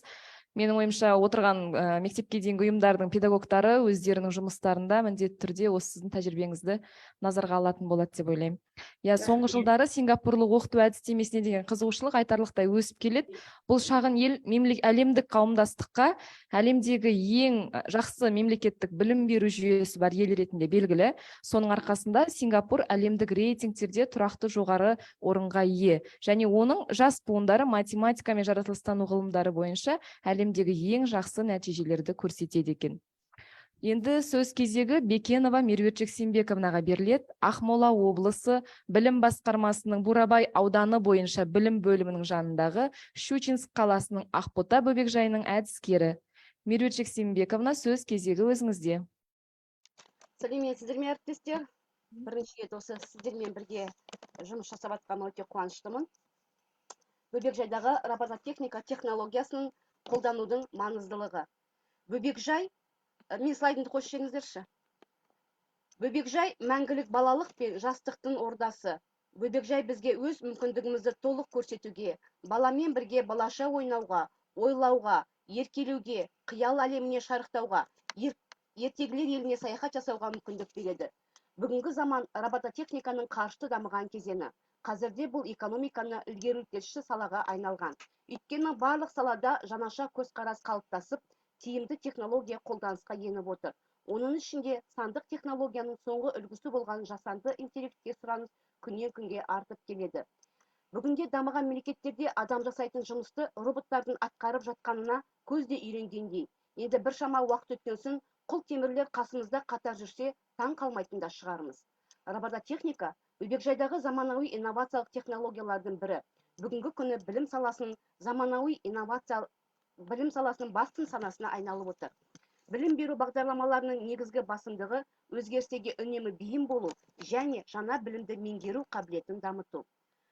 Өйткені қазіргі балалар белсенді ақпараттандыру, компьютерлендіру және робот жасау дәуірінде өмір сүруде. Сондықтан олар пайдалы технологияларды, робототехниканы үйренуі тиіс. Алдағы 5 жылда ең сұранысқа ие мамандықтар инженерлік мамандықтар болады деп айта аламыз. Тиісінше қазір робототехникамен және құрастырумен айналысатын балалар бұл өмірдің түрлі салаларында сұранысқа ие болашақ инженер-инноваторлар деген сенім бар. Робототехника Қазақстанның білім беру мекемелерінде енгізіліп жатқан жаңа бағыттардың қатарында. Білім беру реформасының басты мақсаттарының бірі де осы. Жаңа технологияларға сүйене отырып, баланың бойындағы шығармашылық қабілетін дамытуға мүмкіндік жасау. Мектепке дейінгі білім беру мекемесіндегі робототехника коммуникативтік қабілеттерін дамытуға ықпал ететін, өзара әрекеттесу дағдыларын дамытатын, шешім қабылдаудағы дербестікке ие болатын, балалардың шығармашылық әлеуетін ашатын 21 ғасыр технологиясын тиімді пайдалану. Біздің Ақбота бөбекжайы 2020 жылдан бастап робо-әлем атты ұзақ мерзімді балалардың ғылыми зерттеу жобасымен жұмыс жасауда. Бұл жобада бөбекжай өз тәжірибесінде заманауи білім беру әдістерін, соның ішінде робототехниканы үйренуді пайдаланып, жаңа білімді игеру және оны әрі қарай пайдалану мақсатында бастамашылық пен ілтипат таныту шақыру көзделген. Бұл инновациялық білім беру құралы ойын мен техникалық шығармашылықтың үйлесімі. Техникалық шығармашылық пен қызығушылықты ынталандыруға, проблемалық жағдайларды шешуге, проблеманы зерттеуге, қолда бар ресурстарды талдауға, идеяларды ұсынуға, шешімдерді жоспарлауға және оларды іске асыруға, сондай-ақ техникалық ойлауды, техникалық тапқырлықты дамытуға мүмкіндік береді. Техникалық шығармашылық қабілеті бар балаларға өз әлеуетін ашуға ғана емес, сонымен қатар бастамашылық пен тәуелсіздік танытуға көмектеседі. Сондықтан мектеп жасына дейінгі балалармен жұмыс жасау мақсаты балалардағы техникалық шығармашылықты робототехника арқылы дамыту.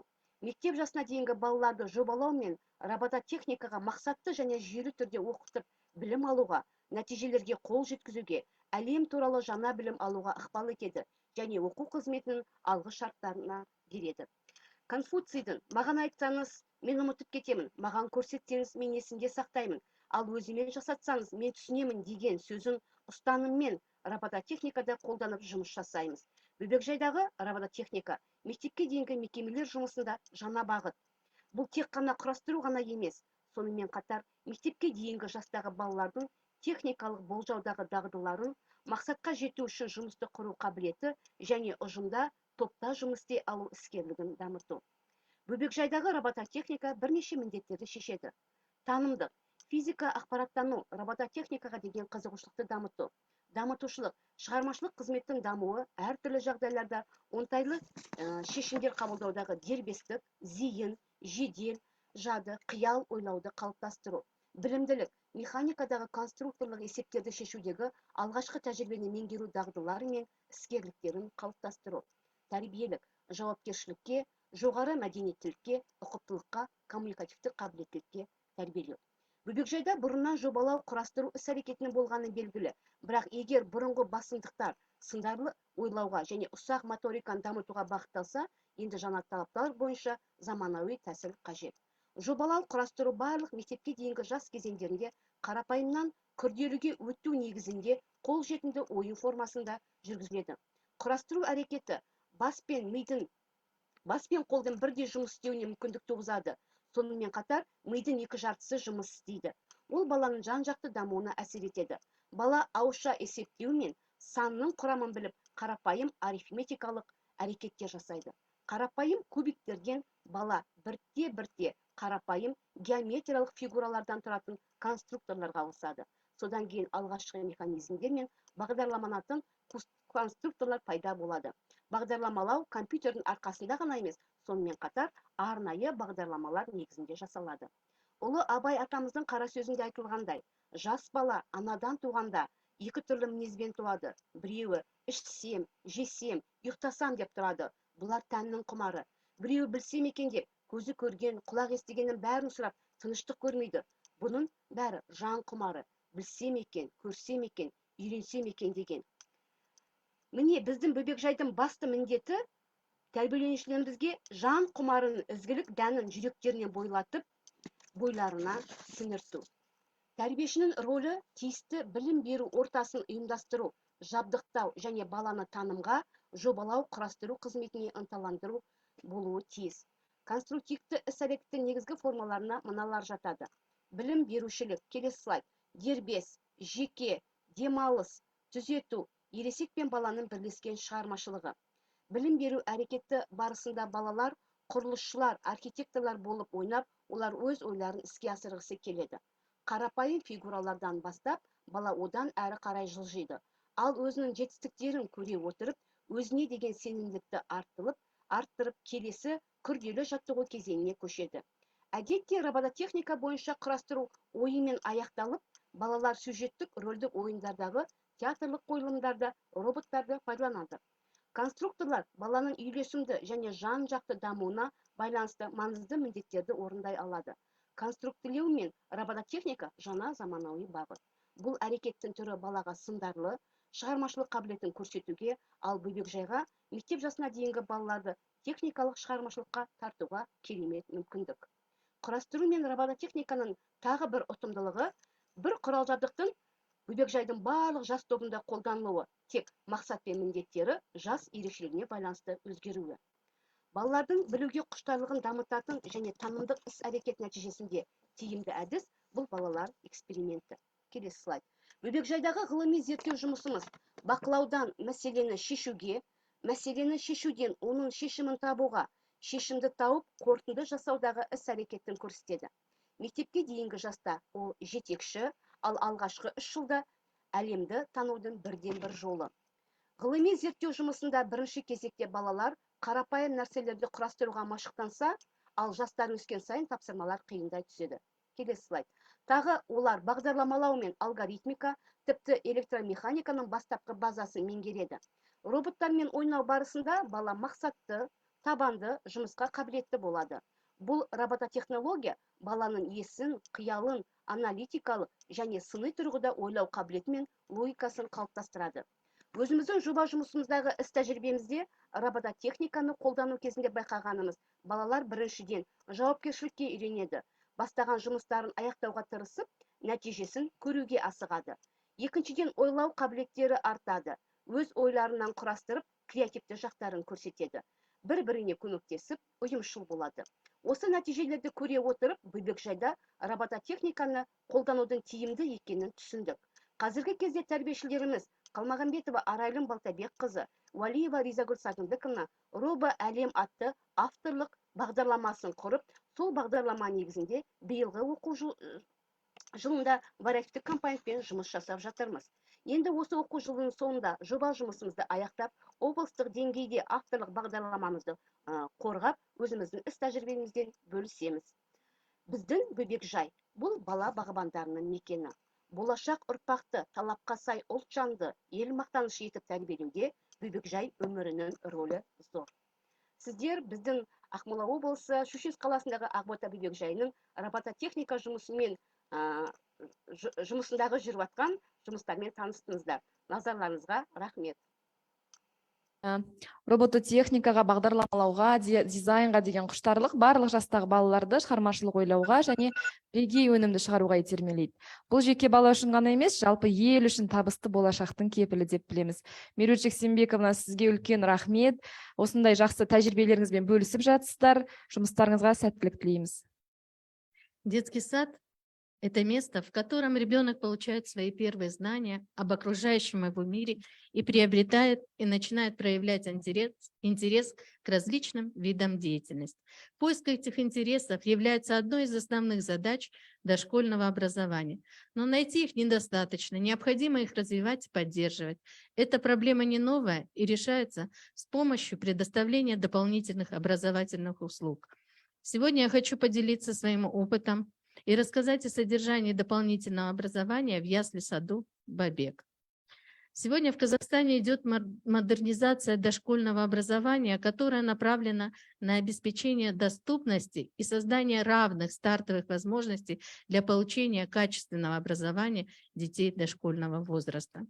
Перед работниками дошкольных организаций стоит задача обеспечить не просто охват детей, а сделать образовательный процесс игровым, направленным на развитие личных коммуникативных качеств ребенка, что отражается в новых подходах к процессу воспитания и обучения, выбору современных технологий. Основное и дополнительное образование детей рассматриваются как равноправные, взаимодополняющие друг друга компоненты и создают единое образовательное пространство, необходимое для полноценного личностного и индивидуального развития каждого ребенка. Система дополнительного образования в детском саду выступает как одно из направлений в развитии одаренности детей раннего возраста. Дополнительное образование относится к услугам, которые осуществляются по запросу родителей, учитывая материальную базу и педагогический потенциал дошкольной организации. Программы дополнительного образования могут быть различных направлений: художественно-эстетическое, техническое, экологическое, естественно-математическое, языковое, спортивное и другие. В ясли-саду «Побег» дополнительное образование осуществляется по 3 направлениям. Физкультурно-оздоровительное направление. В него входят такие программы, как «Добрый дельфин», плавание и партерная гимнастика. Интеллектуально-коммуникативное направление. В него входят такие программы, как шахматный клуб, развивающие игры Воскобовича, занятия по методике Марии Монтессори, английский язык для малышей. И 3 творческо-эстетическое направление, художественная мастерская вдохновение и театральная студия актерское мастерство.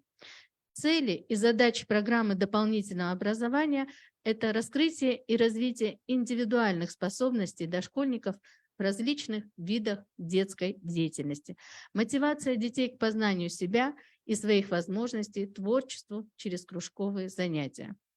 Учитывая приоритетное направление деятельности ясли-сада «Бабек», сохранение и укрепление здоровья детей дошкольного возраста и возросшую потребность родителей в оздоровительных услугах, на базе нашего ясли-сада организованы занятия по обучению детей плаванию. Программа «Добрый дельфин». Программа ставит перед собой цель обучения детей дошкольного возраста плаванию, закаливанию и укреплению детского организма. Формирование двигательной активности, развитие физической культуры, воспитание потребности в здоровом образе жизни. Основными показателями успешности реализации этой программы является устойчивое позитивное эмоциональное отношение ребенка к воде, адекватная критичная самооценка плавательных возможностей, общее позитивное самовоспитание, а также уровень сформированности плавательных навыков. Также на оздоровление детей и развитие физических навыков влияют занятия по партерной гимнастике. Занятия партерной гимнастики способствуют развитию природных физических данных воспитанников, таких как подъем стопы, высота и легкость шага, гибкость, координация, выносливость, ловкость, быстрота. Каждое занятие партерной гимнастики включает разминку, комплексы упражнений на полу и релаксацию, которые связаны между собой. Это способствует не только физическому развитию, но и развивает чувство ритма и музыкальность, артистичность и творческое воображение. Музыкальную и двигательную память, помогает формированию правильной осанки, основных двигательных умений и навыков, необходимых для успешного освоения классического, народно-сценического и современного танца. В условиях быстро меняющейся жизни от человека требуется не только владение знаниями, но и в первую очередь умение добывать эти знания самому и оперировать, мыслить самостоятельно, творчески, креативно, развивать критическое мышление. Все это помогает реализовать интересные дополнительные кружки, такие как шахматный клуб, развивающие игры Воскобовича, занятия по методике Марии Монтессори, английский язык для малышей. Казалось бы, игра в шахматы – одна из древнейших и сложных игр на Земле. Некоторые даже называют шахматы головоломкой. Тогда при чем тут дошкольники, эти несмышленыши и непоседы? А ведь посмотрите, и впрямь играют, и играют с удовольствием. Начальный курс обучения детей основам игры в шахматы максимально прост и доступен для детей даже младшего дошкольного возраста. Важное значение при изучении шахматного курса имеет специально организованная игровая деятельность, использование приема обыгрывания заданий и создания игровых ситуаций. В настоящее время актуальность игровой деятельности повышается из-за перенасыщенности современного ребенка информации.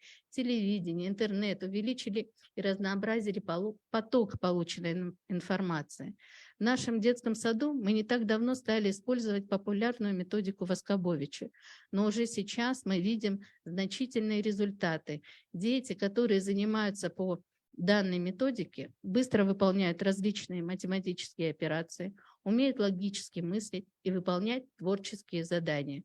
Они обладают прекрасной памятью и могут долго концентрировать внимание.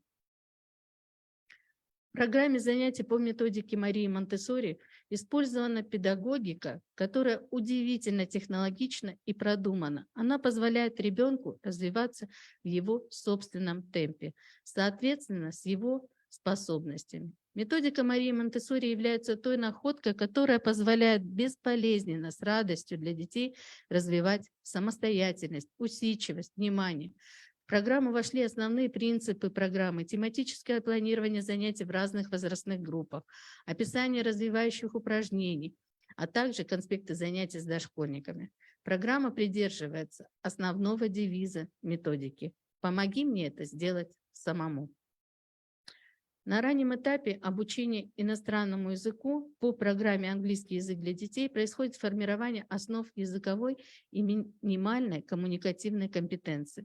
Это стимулирует познавательную мотивацию детей и формирует положительное отношение к изучаемому языку и иноязычной культуре. Используя игровую форму обучения, педагог старается любое задание превратить в интересную и выполняемую для ребенка задачу. Каждое занятие эмоционально окрашено. По содержанию занятия подобраны стихи, песни, загадки, рифмовки.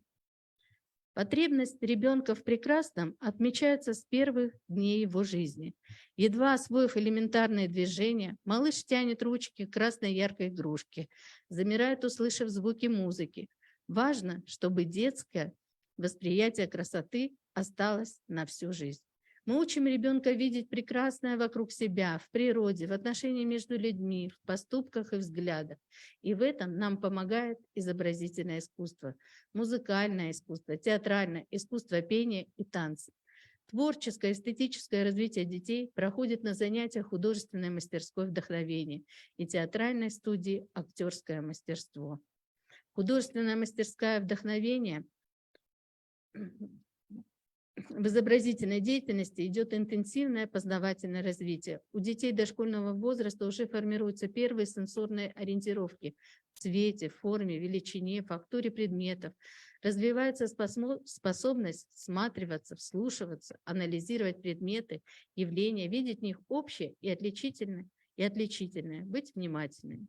Участие в выставках, конкурсах рисунков, украшение интерьера детского сада, праздникам, родительским собраниям. Кроме того, продуктивная творческая деятельность позволяет детям развивать практические навыки, что способствует усвоению программного материала по ИЗО. Театральная студия, актерское мастерство осуществляется у нас в группах в возрасте детей от 3 до 5 лет. В этом возрасте рекомендуется активно знакомить ребенка с хорошей литературой, детскими стихами и сказками. Дети демонстрируют феноменальную память в этом возрасте, и самое время разучивать тексты наизусть и пробовать читать их с выражением. Театр позволяет решать многие актуальные проблемы педагогики и психологии, связанные с художественным, нравственным воспитанием, развитием коммуникативных качеств личности. Обучение актерскому мастерству обеспечивает равномерные физические, интеллектуальные и духовные нагрузки, способствуют формированию и физического, и духовного здоровья. Введение дополнительных образовательных услуг предполагает системную работу и большую ответственность перед родителями. В ясли-саду «Бабек» 100% детей охвачены дополнительным образованием. Контроль качества оказания дополнительных образовательных услуг – это организация дней открытых дверей, выставок детских работ, творческих представлений, мониторинг удовлетворенности потребностей родителей в дополнительных услугах. И, конечно, победы наших воспитанников в республиканских и международных творческих конкурсах. Спасибо, Эльза Биловна. Мектепке дейінгі білім беруді аяқтау кезеңдегі мақсатты бағдарларды зерттей отырып, біз сөйлеудің дамуының баланы барлық іс-әрекеттерімен бірге сүйемелдеп жүретінін білеміз. Мектеп жасына дейінгі баланың сөйлеуін дамыту барлық білім беру салаларының ішіндегі ең маңыздысы болып табылады.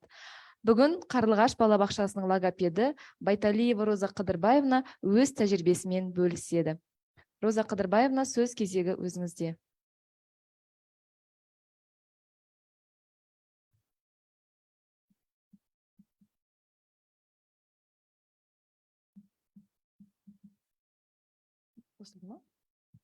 Роза Қыдырбаевна, естіп тұрсыз ба? Көрінбей тұрсыз. Вас не слышно? Звук у нее, кажется. Сейчас они подключатся, минуточку, пожалуйста.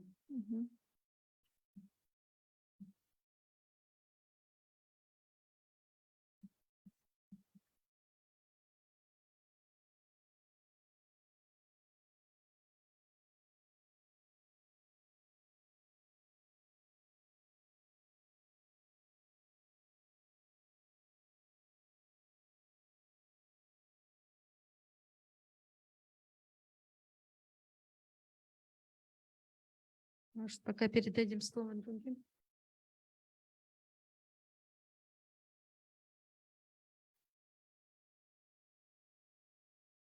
Мүмкін әзірше келесі спикерға бере тұрасыздар ма? Техникалық ақаулық болып тұр. Жақсы.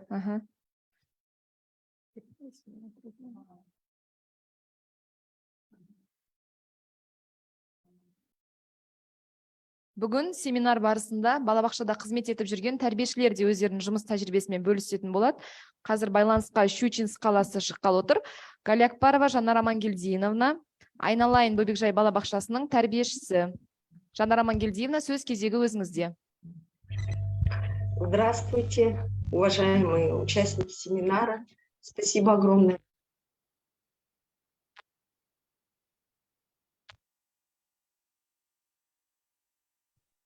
Мы родились и живем во время больших перемен.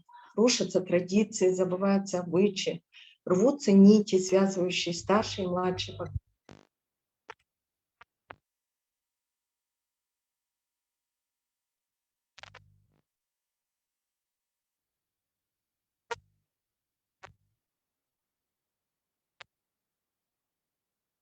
Поэтому игра занимает такое важное место во всей деятельности.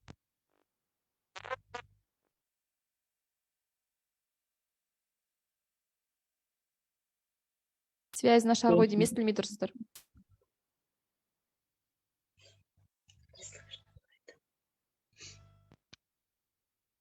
Естілді ма?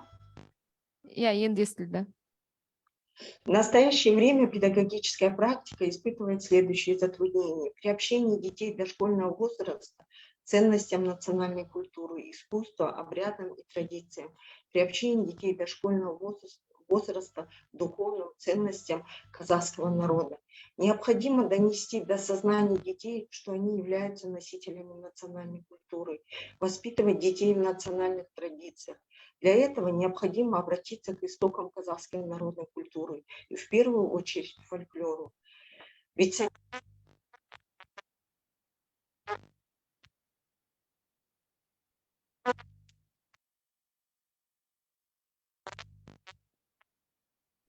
частичкой жизни ребенка. Национальная культура становится для ребенка первым шагом в освоении богатств мировой культуры, присвоении общечеловеческих ценностей, формировании собственной личностной культуры. Одним из важнейших элементов культуры казахского народа являются национальные игры, как историческое наследие, закрепленное вековым опытом и жизнью многих людей. Первым, кто систематизировал большое количество казахских народных игр, высоко оценившим их воспитательно-развивающее значение и высказавшим ценные педагогические мысли, был этнограф Диваев. Он написал о стимулирующей роли игр, наделявших детские чувства яркими впечатлениями о окружающей действительности в начале познавательного. Воспитательные возможности народных игр освещение труда казахских писателей Жансугурова, Ауэзова и Муканова. Забавные игры, выражения и считалки, которые они придумывают и заучивают во время игр, говорил Жансугуров, можно считать одним из первых видов народного творчества. Литература для детей должна задаваться соответственно понятийным и умственным способностям ребенка. По словам Ауэзова, за долгие века истории казахского народа существовало множество забавных развлекательных игр. Игра не только увеселительное занятие, но и наслаждение для детей. В независимой нашей республике неуклонно возрождается древняя культура, развивается национальные традиции в искусстве и литературе, включающие богатейшее наследие, куда входят казахские национальные игры. Целью является приобщение дошкольников материальной и духовной народов Казахстана, вовлечение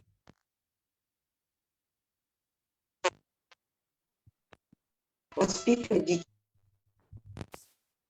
через игры.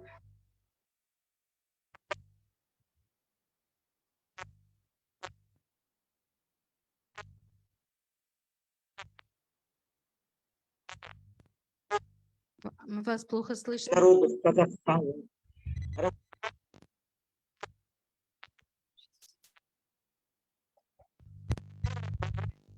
Алло.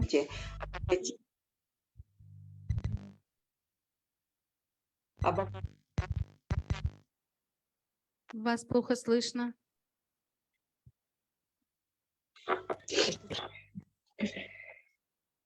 Воспитывать любовь к родному краю. Слышно? Да, слышно. Сейчас слышно. Структура занятий содержит следующие компоненты. В названии проводится беседа, актуализирующая приобретенные знания воспитанников национальной культуры коренных народов республики на предыдущих занятиях. Название проводится, который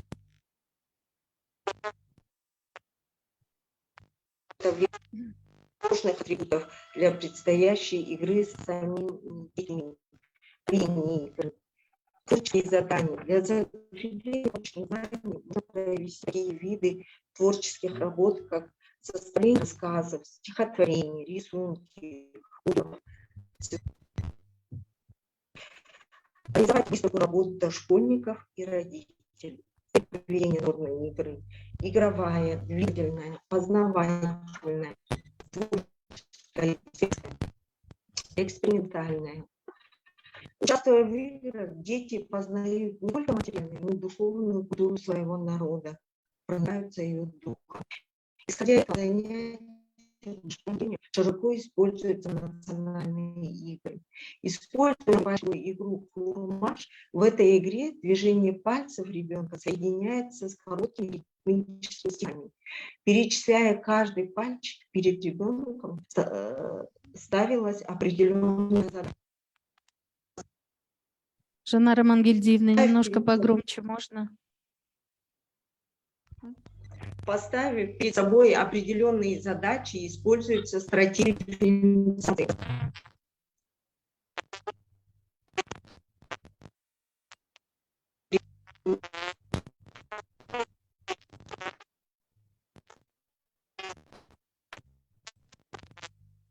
Слышно вас.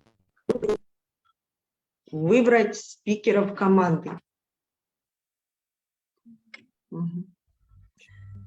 Настроить скорость и время. Игра соревновательного характера. К игре тай-жарыс. Ожидаемые результаты. Назвать игру, знать о важных особенностях игры, правила игры. На основе простых народных промысловых игр рассказать об уплотнении этого народа.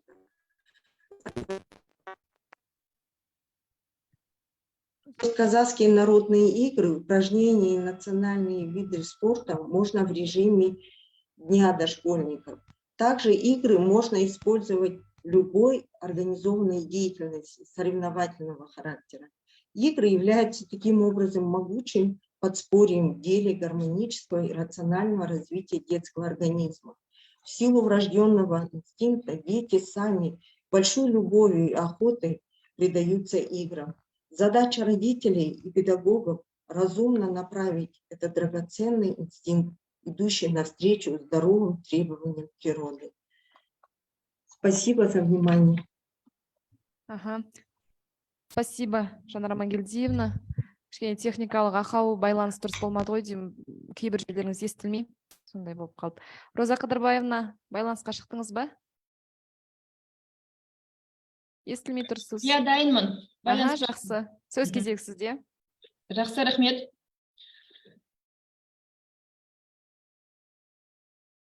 Балабақшадағы баланың сөйлеу тілін түзетудегі заманауи әдіс тәсілдер. Жалпы білім мен тәрбие жүйесіне кіретін мектепке дейінгі мекеме үздіксіз білім алудың алғашқы баспалдағы. Осы алғашқы баспалдақтың бір қадамы ол бала тілінің дамуы. Тіл арқылы бала жаңа өмірдің есігін ашып, әлемді таниды және бірте-бірте адамдармен сөздік қарым-қатынасқа түсу мүмкіншілігі кеңейеді. Қазіргі таңда логопедтік зерттеулерге сүйенсек, тіл бұзылуының түрлері жылдан жылға өсіп келе жатыр. Технология дамылсыз дамып жатыр. 21 ғасырдың балаларын гаджеттерсіз, ғаламторсыз елестетуге мүмкін емес. Бірақ оларды шамадан тыс қолдану әрине бала тілінің дамуына кері әсерін тигізеді. Және де сонымен қатар бала тілінің дамуына, ол отбасында бала тілінің дамуындағы үйлесімділіктің болмауынан, бала мен ата-ана арасындағы сөздік қарым-қатынастың көлемінің азаюынан, балалардың денсаулықтарының әлсіз болып туылуынан және ата-аналар мен мамандардың даму пирамидасының негізінен білмеуінен пайда болып жатады. Осыдан кейін балалардың дамуында, сөйлеуінің дамуында әртүрлі бұзылушылықтар болып жатады. Ол жалпы тіл даму деңгейінің бірінші деңгейі, жалпы тіл дамымауының екінші деңгейі және дислалияның ауыр түрлері, дизартрия, сенсомоторлы алалиялар кездесіп жатады. Қазіргі білім саласы жаһандану, жандану, рухани жаңғыру барысында. Сол себепте мектепке дейінгі әрбір мекемеде білім беру мен тәрбиелеудің негізгі бағдарламасын және түзету дамыту жұмыстарының тиімді әдіс тәсілдері мен технологиясын саралай отырып, педагогикалық процестің өзіндік моделін жасауда. Балабақшадағы баланың сөйлеу тілін түзету алдында баланың жас ерекшеліктеріне қалай тілінің даму деңгейін анықтап мониторинг жүргізіледі. Және сол мониторинг бойынша диагностиканың қорытындысымен ата-ана немесе баланың заңды өкілін таныстырамыз. Қазіргі таңда практика барысында 4-5 жас аралығындағы балаларда жалпы тіл дамуының бірінші, екінші, яғни төменгі деңгейлері көптеп кездесуде. Ата-ананың сұранысы бойынша баламда барлығы жақсы, тек қана сөйлемейді дейді. Маған баламның тілін шығарып беріңіз, тілін дамытып беріңіз деп келеді. Сол кезде жаңағы жоғарыда аталып кеткен балада тіл дамуының пирамидасын көп ата-аналар білмей жатады. Яғни баланың сөйлеу тілінің дамуы тек қана тілге байланысты емес. Оның түпкі нүктесі орталық жүйке жүйесінен басталады. Ол сенсорлы жүйенің бұзылуы мүмкін, немесе сенсомоторының дамуы, немесе таным процестерінің біреуінің бұзылуына байланысты баланың сөйлеуінде толық дамымау болып жатады. Балабақшадағы бала тілінің сөйлеуін дамытуда заманауи әдістерді қолданамыз. Соның ішінде атап айтатын болсам, ресейлік әріптесім Наталья Пятибратованың әдіс тәсілдерін қолданамыз. Және сонымен қатар тілашар логомер бағдарламасын қолданамыз. Және де түзету дамытуға арналған арнайы бағдарлама логотренажер Дельфаны қолданамыз. Және де сонымен қатар сөйлеу тілінің дамымауы ол баланың жақ бұлшықеттерінің, тіл бұлшықеттерінің тонусына да байланысты. Әлсіз болуы мүмкін, немесе тонусы тіпті жоғары болуы мүмкін. Сол себептен ол балалармен логомассаждар және механикалық жолдармен дыбыс қою түрлерін жүргіземіз. Алдарыңызда Наталья Пятибратова әдісі бұл дыбыстың айтылуын есте сақтау. Яғни өздеріңіз көріп отырғандай, дыбысты бала өзінің дене қимылымен сәйкестендіреді. Сол себепті бала дыбысты есінде жақсы сақтайды. Бұл әдіс тәсілдер баланың тіл бұзылуын түзетуде, дыбыстарды дұрыс айтуын қалыптастыруда, буындардан сөзден сөйлем тудыруға және сөздік қорын байытумен байланыстырып сөйлеуін арттыруда өте тиімді. Көріп отырғандарыңыздай, яғни бала бір дыбысты алайық, мысалға, ыс дыбысын ұмытып қалды. Сол кезде доптың желіні шығару арқылы, сурет арқылы көрсетуге болады. Немесе бала к дыбысын ұмытып қалса, яғни жөтелді елестете отырып, к дыбысын еске түсіруге болады. Сонымен қатар, осы әдістің тиімділігін, пайдалылығын біле отырып, қазақ тіліндегі тән дыбыстарға өзім бейімдедім. Мысалға, қ дыбысын айтқан кезде баланың есінде қалу үшін қарға сияқты қарқылдау. Немесе ғ дыбысын айтқан кезде тамақ шаю әдісі арқылы ғ дыбысын еске түсіру. Немесе ың дыбысын айтқан кезде, яғни баланың іңгәләп жылағаны арқылы осы дыбыстарды еске түсіруге болады. Және де Пятибратованың әдіс тәсілінің тағы бір тиімділігі, яғни әндетіп айту. Бала неғұрлым әндетіп айтқан сайын дыбыстарды ұзақ есте сақтайды.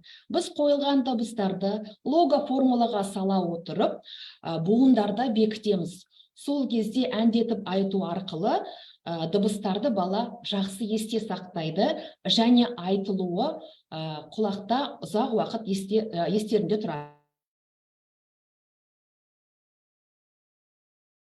Естейміз, айтамыз. Яғни балалар дыбыстардың жазылуын көреді, құлақтарымен естиді және өздері дауыстармен айтады.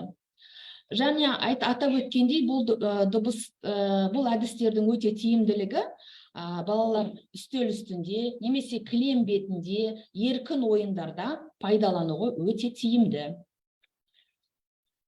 Және сонымен қатар бұл әдістің тағы бір тиімділігі қойылған дыбысты бірнеше сөздер қайталана отырып бекітуге болады. Сонымен қатар келесі механикалық жолмен қою. Бұл яғни дыбыстардың әртүрлі массаждар жасау, және механикалық жолмен қоюда біз шпательді пайдаланамыз, мақталы таяқшаларды пайдаланамыз, және логопедтік зондтарды пайдаланамыз. Келесі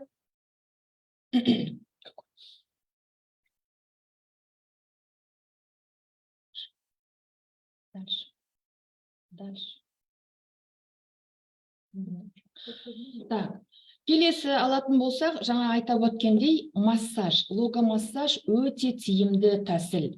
Яғни бұл балалардың тонустары, тілінің, жақ бұлшықеттерінің тонустары жоғары болған кезде, немесе өте төмен болған кезде, тіпті кейбір балалардың сілекейдің бөлінуін азайту барысында осы массаждар бізге көп көмегін тигізеді. Және дыбыс қоюда арнайы зондтар мен шпательдер жақсы көмегін тигізеді. Өздеріңіз көріп отырғандай, мақталы таяқшалармен қою және логопедтік зондтарды пайдалану. Келесі тиімді тағы да тәсіліміздің бірі, бұл техникалық құрал логотренажер Дельфа. Бұл Дельфа арқылы біз балалардың тыныс алуын, тыныс шығаруын, дұрыс екпінін, ырғақты дұрыс айтуын, дыбыстың айтылуын түзетіп отырады және реттеп отырады. Әріптерді бірнеше бөлік қиындыларынан құрастырады. Қатардағы әріпті табуға үйренеді, сөздегі буындарды табады және буындап оқуға үйретеді. Сөзді қабылдауға, сөз жұмбақтарды шешуге, сөзді тақырыптық ерекшеліктеріне қарай топтастыруға бейімделеді. Балалардың байланыстырып сөйлеуін дамытады, сөздік қорын байытады. Әңгімелеуді, сурет және сюжетті сериялар арқылы дамытуға болады.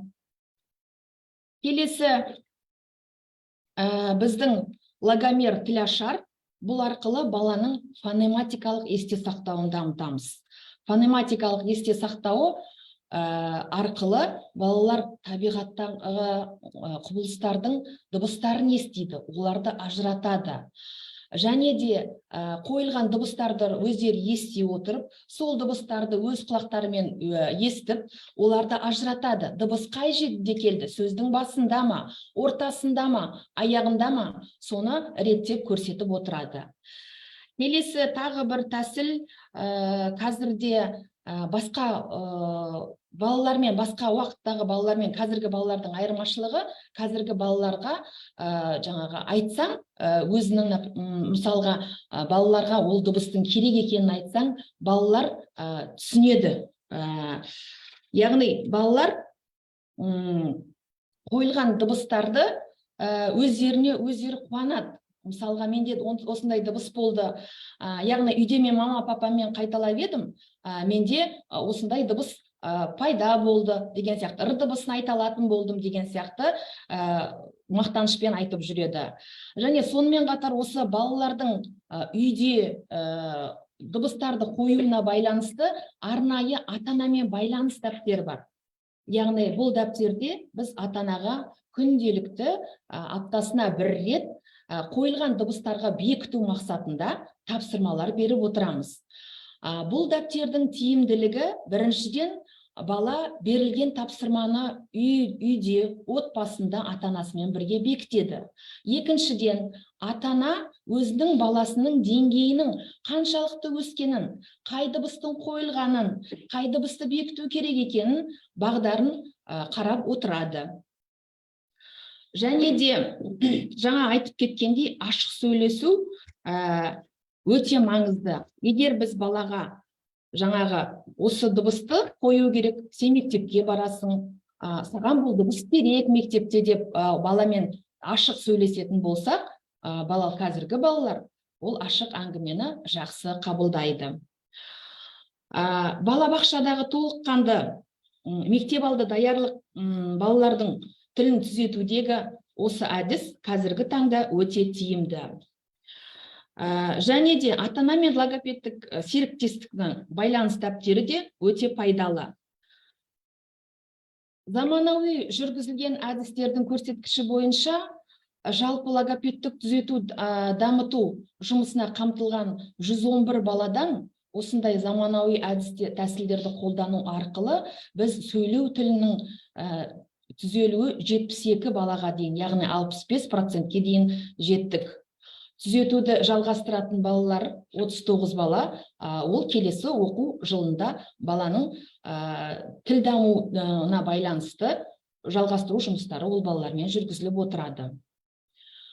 Яғни тиімді әдіс белсенді жұмыс, ал белсенді жұмыс оңтайлы жұмыстың нәтижесін көрсетеді.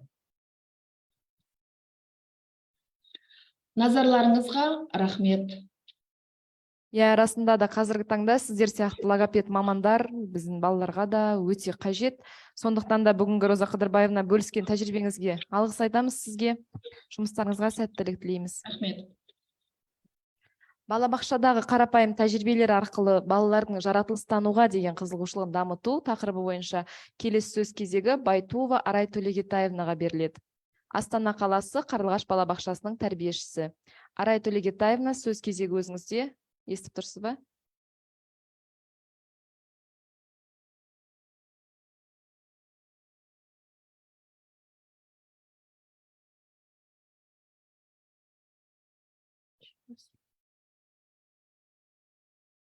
Еще раз спроси. Арай Төлегетаевна.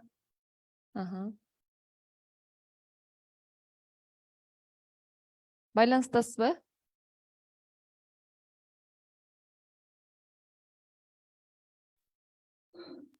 Дауыс қосылмай тұр ол кісінің. Сәлеметсіздер ме, құрметті әріптестер? Естілді. Мен слайдымды қосылатын екен. Презентацияны қосып жіберіңіздер.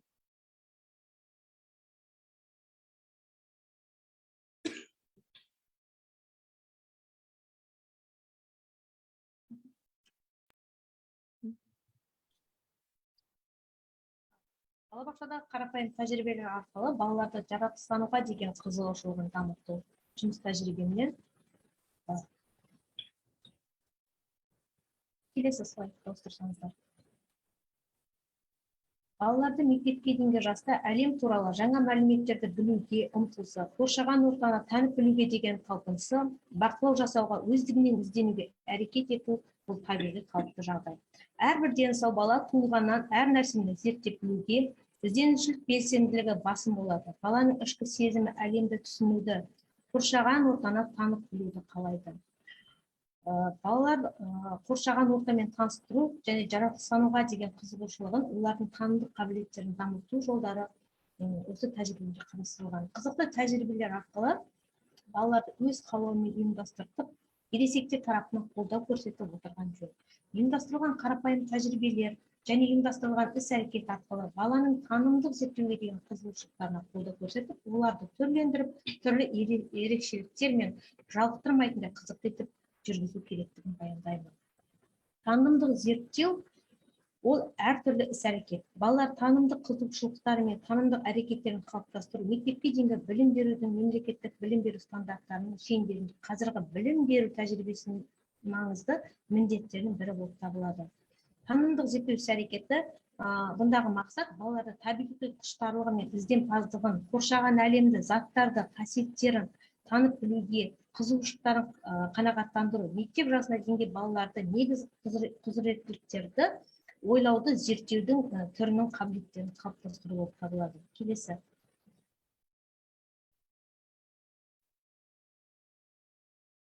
Білім беру тәжірибесінде көрсеткенде зерттеу әрекетінің әдістері тәрбиешіге білім беру кеңістігін кеңейтуге, баланың шығармашылығын, танымдық ойлауды дамытуға мүмкіндік береді. Жаңа түрлерді ойлап шығару әрекеті баланың өз достары, үлкендер мен әріптестік жағдайлардың қарым-қатынасы танымдық басым жолдарын қалыптастырады. Келесі.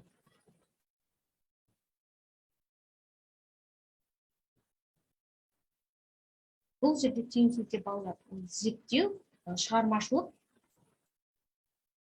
әртүрлі іс-әрекет, бұл жерде зерттеу, шығармашылық, танымдық, қоршаған орта, жаратылыстану, тәжірибе технологиялары тығыз қарым-қатынаста жүреді. Әртүрлі іс-әрекетте балалардың танымдық қызығушылықтары мен танымдық әрекеттерін қалыптастыру мектепке дейінгі білім берудің мемлекеттік білім беру стандартына және мен тоқталып кеткендей сондағы маңызды міндеттің бірі болып табылады. Танымдық зерттеу іс-әрекетінің мақсаты балалардың табиғи құлшылықтары, ізденімпаздығын, қоршаған әлемді, заттардың қасиеттерін танып білуге қызығушылықтарын қанағаттандыру, мектеп жасына келген балалардың негізгі құзыреттіктері, ойлаудың зерттеу түрлерінің қабілеттіктерін қалыптастыру болады. Келесі.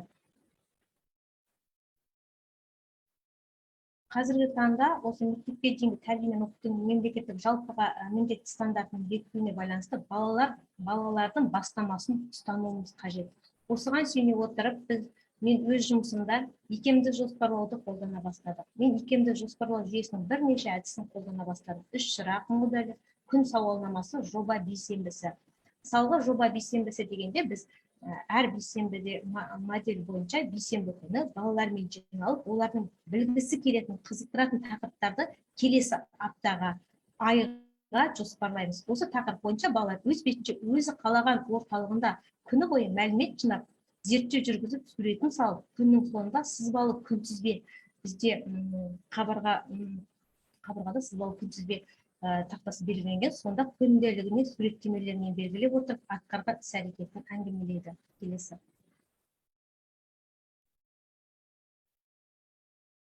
Міне, пәндік кеңістам оқыту ортасында бізде келесі сурет. Осыған жаңағы біз күнделікті осы сызбалы күнтізбеге міне пәндік кеңістік даму ортасында орталықтарға бөлінеді. Шығармашылық, эксперимент, математика, текшелер, кітапхана, құпиялық бұрыштар, әр орын, әр локация барлық қажетті жабдықтармен баланың өз бетіне жұмыс істеуіне ықпал ететін және қойылған тапсырма немесе таңғы шеңберде таңдалған тақырыпқа қатысты сұрақтар шешу үшін барлығы материалдармен жабдықталған. Балаларға тәжірибені дербес жасауға мүмкіндік туғызу тәрбиешінің шамалы қолдану мен қауіпсіздік техникасын сақтаумен жүргізілуі керек. Топта зертхана орталығы ұйымдастырылған. Балалар бұл жерде зерттеу тәжірибесі арқылы барысында бақылауды, ойлауды, салыстыруды, қорытынды жасауды, себеп-салдық қатынасты белгілеуді, қауіпсіздік ережелерді сақтауды үйренеді. Тәрбиешіде күрделі тәжірибелер жасауға арналған барлық құрал-жабдықтар топта қамтылған. Осы зерттеу әдісінде баланың өзінің шығармашылық зерттеу ізденісінің арасында танымдық жол, оның негізгі құраушылары, проблемалар айқындау, болжам жасау, ол баланың бойында осы жұмыс барысында қалыптасады. Бала осы арқылы бақылау, тәжірибе жұмыстарында ең бастысы бұл жұмысты орындағанда балада ізденіс пайда болады. Істі орындауда балалардың өздері дербес әрекет етуіне жағдай жасалуы керек. Тәуелсіз болуға, тікелей нұсқау беруден аулақ болуымыз керек. Баланың ынта-ықыласын жойып алмауымыз керек. Міне жаңағы мен сіздерге айтып кеткен, бұл біздің сызбалы күнтізбе. Бізде екі түрлі сызбалы күнтізбе бар. Біріншісінде балалар, бүгінгі келген балалар белгіленеді. Өздерінің суреттері бар, сол бойынша қойып шығады. Ал біз оғанға дейін бір апта жоба бейсенбі күні жаңағы сызба күнтізбесіне бір апталық не бір айлық тақырыпты белгілеп аламыз. Сосын бүгін келген балалар өздері түгенделеді. Бірінші тұрған календарда, екінші тұрған календарда біз менде барлығы алдын ала құрастырып дайындалып қояды. Балалар келіп, бүгінгі өздерінің бір айлық құрып тастаған тақырыбын қарайды да, сол тақырып бойынша бір күндік жұмыс жүргізіледі. Сол тақырыпқа зерттеу жасалынады. Әркім өзіне керектісін зерттеу бұрышына келіп алып, сол тақырыпқа өздері зерттеу жұмысын жүргізеді. Балалар тәжірибені дербес жасауда мүмкіндік туғызып, тәрбиешінің шамалы қолдануымен қауіпсіздік техникасын сақтап отыру, ол бізде күнделікті балаға ескертіліп отыру керек, жұмыс барысында басталып отыр. Топта зертхана орталығы ұйымдастырған балалар дербес зерттеу тәжірибе әрекетімен айналысатын орын, тәжірибе жасайтын барлық жабдықтың қауіпсіз болуын және ескерттім. Зерттеу тәжірибе әрекеті барысында бала бақылауды, ойлауды, салыстыруды, қорытынды жасауды, себеп-салдық қатынасты белгілеп қауіпсіздік ережелерін әрқашанда сақтап отыру керек. Келесі. Міне, бізде осыған орай жаңағы бізде меңгеруші мен әдіскеріміз Әсел Жоламановна, Света Мұратбековна айтып кеткендей, біз тек қана балабақшадағы топта емес, балабақша ішіндегі кеңістіктердің технологиясын пайдаланамыз, Сингапур технологиясын. Ол жерде біз мысалға далада да, балабақшаның кез келген балаларға ұнайтын бұрыштарында да зерттеу жұмыстарын жүргіземіз. Және біз осы тақырыптарда ата-аналарды шақырып отырамыз. Бізде ата-аналар да келіп қолдау көрсетіп отырады. Балалармен бірге мысалы апталық, айлық құрған тақырыптарымызды өздері бірге үй тапсырмасы орындап әкеліп бөлісіп отырады. Келесі.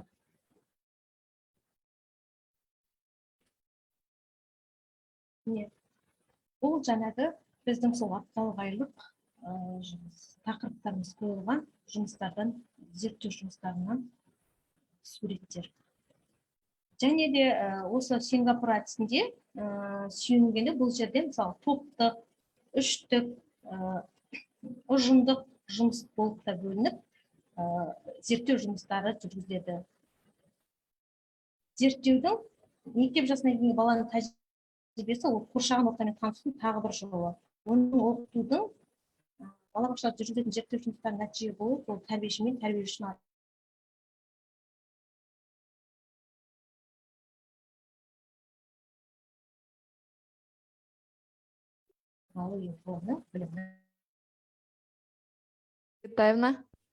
рахмет.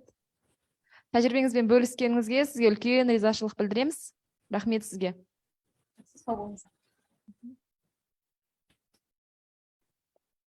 О том, как интегрировать компетенции в организованной деятельности, нам расскажет Сысоева Ирина Сергеевна, инструктор по физической культуре ясли-сада Айналайн, город Щучинск.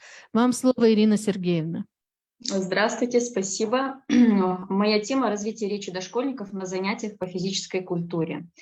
Главная цель физического воспитания в детском саду состоит в том, чтобы, удовлетворяя потребность дошкольников в движении, добиться хорошего уровня здоровья и всестороннего физического развития детей. Но помимо развития физических качеств дошкольников, не стоит забывать и о развитии речи. С каждым годом число поздно говорящих детей возрастает. Активный словарь детей крайне низок. Они стараются обходиться мимикой, жестами, но никак не словесным выражением потребностей и просто общением. В своей работе мы стараемся помочь детям овладеть развитием не только крупной моторики, но и мелкой, отвечающей за умственное развитие речи. Формы и методы, используемыми нами на занятиях, которые способствуют развитию речевой активности дошкольников. Первое – это речь инструктора или воспитателя. Как известно, дети младшего возраста стараются подражать поведению взрослых. Речь детей формируется под влиянием их речи. Следовательно, если родители или воспитатель четко, логично и правильно излагают свои мысли, ребенок будет неосознанно стремиться делать так же. Особое внимание следует уделить правильности произношения слов. Например, звонит, но не звонит. Клади. Второе – это пальчиковые игры. Пальчиковые игры – это мощная, целенаправленная. Многие исследователи, занимающиеся проблемой воспитания детей младшего школьного возраста, указывают на взаимосвязь становления моторной и речевой функции. Доказано наличие связи между совершенствованием тонких движений пальцев рук и активной речи ребенка. На своих занятиях мы используем такие пальчиковые игры, как, например, лепешки. Тошки, тошки, тошки, испечем лепешки. Дрожжи, сахар, соль, яйцо и парное молоко. Муку положили, тесто замесили, тошки, тошки, напекли лепешки.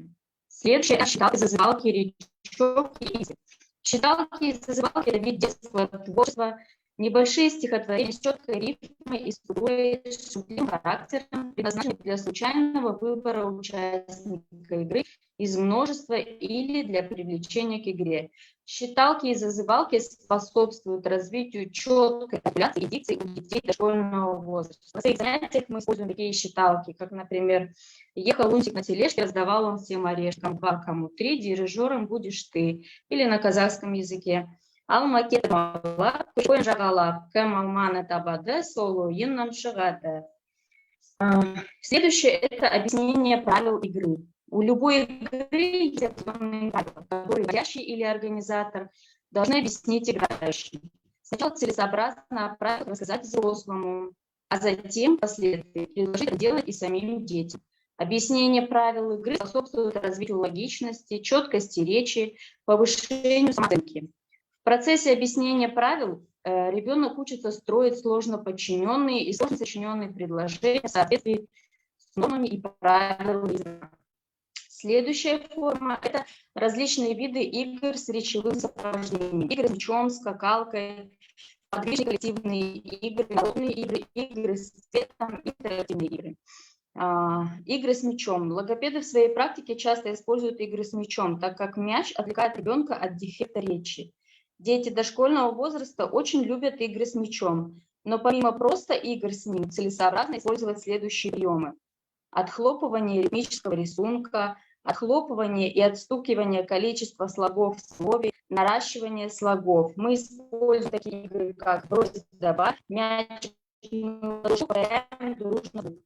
Еще есть игра «Скачет мячик» и игра в звуки. И еще одним из методов стимулирования и развития речи являются речевые подвижные игры. Они учат детей быть внимательными к своей речи и речи взрослого, правильно произносить звуки, углублять представление об окружающем, а также внимание и память. Всем известные игры «У медведя в обору», «Гуси-гуси, га-га-га», «Мы веселые ребята», «Бабка, Ёшка» и другие. Они являются не только увлекательными для детей, но и помогают им получить простейшие навыки координации речи и движения. В процессе проговаривания стихотворений одновременно с движениями происходит ритмизация речи.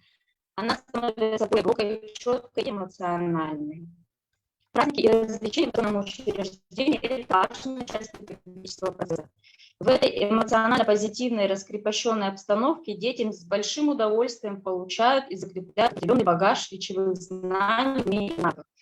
Праздники и развлечения полезны для повышения знания им необходимости правильной речи. Организуя такие мероприятия, перед собой мы ставим цель сделать жизнь наших воспитанников интересной и содержательной, помнить ее яркими впечатлениями, интересными событиями и радостью. Тематика праздников и развлечений охватывает разные стороны речевого развития. Каждое мероприятие посвящено определенной теме. Мы стараемся, чтобы тема развлечений соответствовала периоду и сезону ее изучения. Например, путешествие в страну здоровья о здоровом образе жизни проводится осенью. Наш друг Снеговик развлечения проводятся зимой, ко дню рождения Снеговика. Космическое путешествие проводится в апреле на закреплении. Майский праздник Коргаушлар посвящаем Дню защитника Отечества. Таким образом, в течение занятий по физической культуре ребенок обогащает свою речь и узнает много нового и интересного.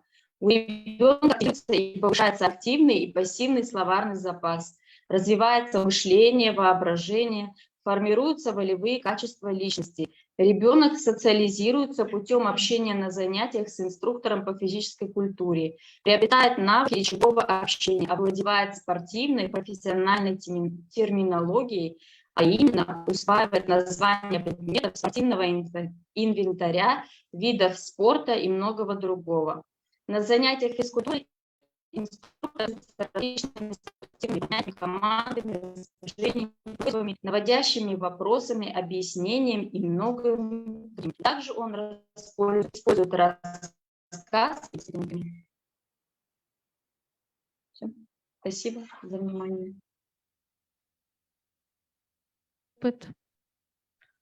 Қазақ тілі сабақтарында заманауи құралдарды ұсыну мен қолдану тақырыбында келесі сөз кезегі Дәулетбаева Теңдік Жамбылқызына беріледі.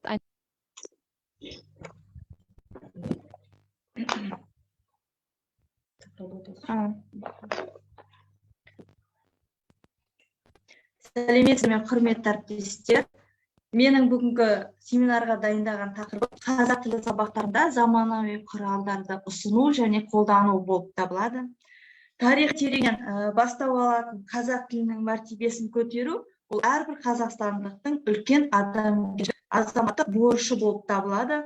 Қазақ тілі Қазақстан Республикасының мемлекеттік тілі болғандықтан оны жете білу, қазақ тілінде ойын анық жеткізіп, сөзін желі әрі мәнерлі айта білуге отандастарымыздың барлығы да міндетті деп білемін. Қазақ пен қазақша сөйлессін деп айтқан тұңғыш елбасымыздың сөзін есепке ала отырып, мемлекеттік дәрежеде талдар болса, әрбір қазақстандық қазақша қиындықсыз сөйлеуі тиіс. Қазақ тілі мемлекеттік тіл. Сондықтан да орыс тілінде, балабақшаларда жүйелі оқыту үрдісін қалыптастыру бүгінгі күннің басты талабына айналып отыр. Мемлекеттік тілді оқытудың тиімді де ыңғайлы жүйесі мен құрылымын қалыптастыру әрбір мұғалімнің шеберлігі мен шығармашылығына байланысты. Оқу орыс тілінде жүретін мектептерде қазақ тілі пәні мақсаты оқушылардың дамыту, қарым-қатынас, мемлекеттік тілді меңгеріп сөйлеуіне жағдай тудыру. Бұл орайда қазақ тілін оқытудың озық технологиясын меңгеру үлкен істің бастамасы. Қазақ тілін оқытудың инновациялық жүйелері, қазақ тілін оқытудың коммуникативтік технологиясы, қазақ тілін оқытудың интерактивтік технологиясы, қазақ тілін оқытудың интенсивтік және ақпараттық технологиясы, қазақ тілін оқытудың қазақ тілін оқытуда коммуникативтік технологияны қолданудың ғылыми теориялық тіл мен сөйлеу және тілді мәтін, қазақша және коммуникативтік жаттығулар, тілдік жағдаяттар, тыңдау түсіну, оқу түсіну,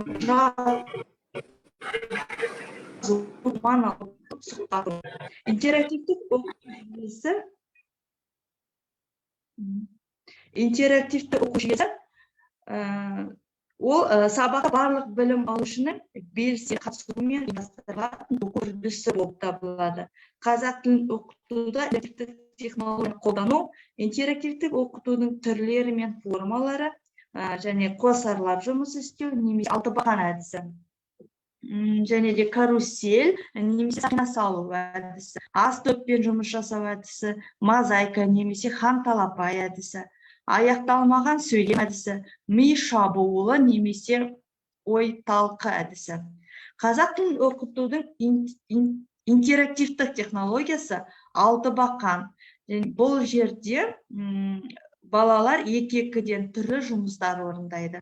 Ал үш дегенім күш әдісінде балалар бір-бірін алмастыра үш-үштен тапсырмаларды орындайды. Ал сақина салу әдісінде балалар тапсырманы топ болып жағалай отырып, әрқайсысы бір-бірден тұтас тапсырманың орындауына үлес қосады. Ой талқы.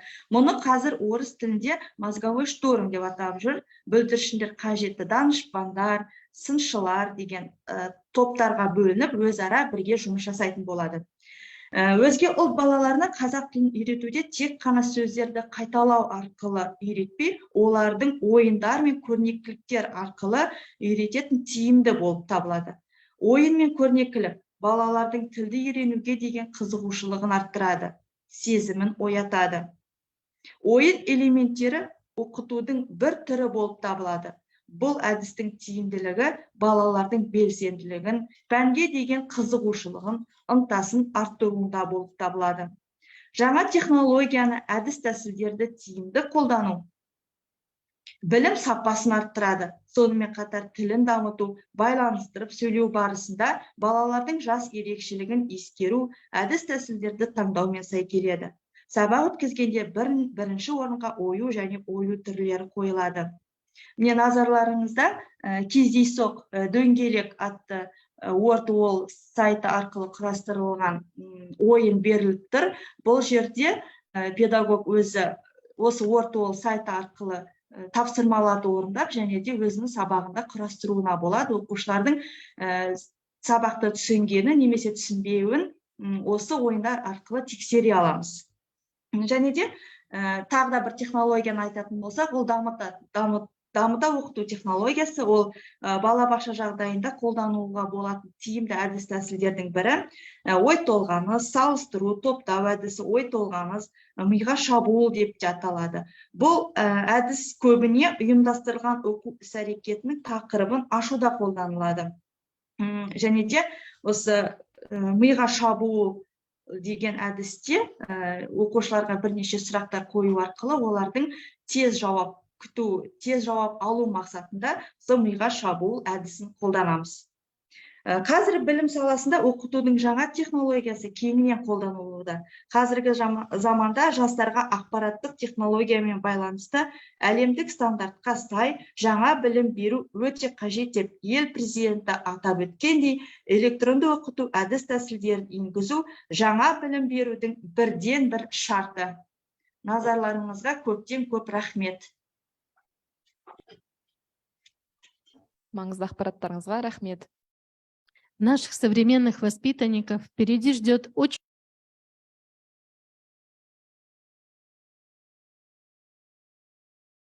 Вас не слышно. Наших современных воспитанников впереди ждет интересное и удивительное будущее. И как бы ни были успешны традиционные методы воспитания и обучения, современная реальность требует поиска новых и эффективных форм. Привить навыки самостоятельного обучения в течение всей жизни, научить взаимодействию на разных уровнях, развивать самостоятельное и практическое мышление. Эти и многие другие принципы составляют стратегию развития современного дошкольного образования. Если мы готовим наших детей к дальнейшей жизни, то мы должны позволить им использовать те инструменты, которые в дальнейшем все равно станут частью их повседневной жизни. Біздің балабақшаның балалары мен педагогымыздың музыкалық сәлемдемесін қабыл алыңыздар.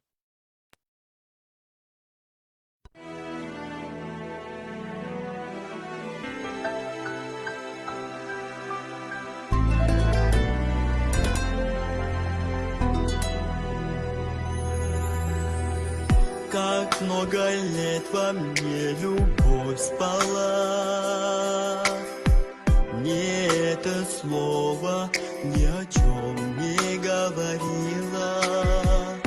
Любовь таилась в глубине, она ждала. И вот проснулась, и глаза свои открыла. Теперь полюния любовь поет. И эта песня в мире эхом отдается. Любовь-то стала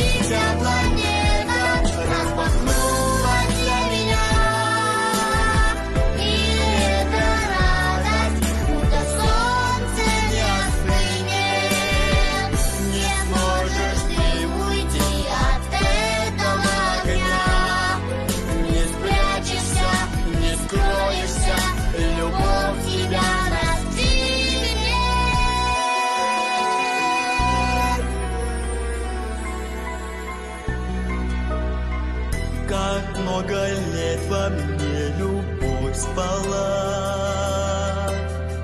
Ни это слово ни о чем не говорила. Любовь таилась в глубине, она ждала. И вот проснулась и глаза свои открыла.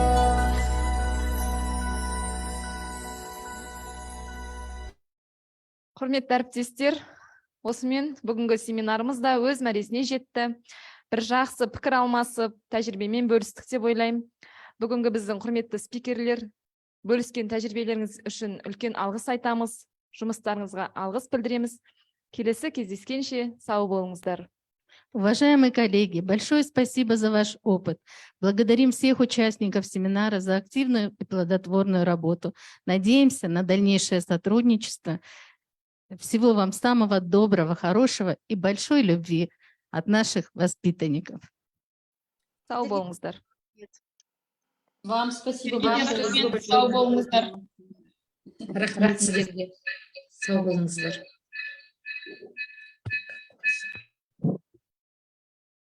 Кезінде сол бөлбекке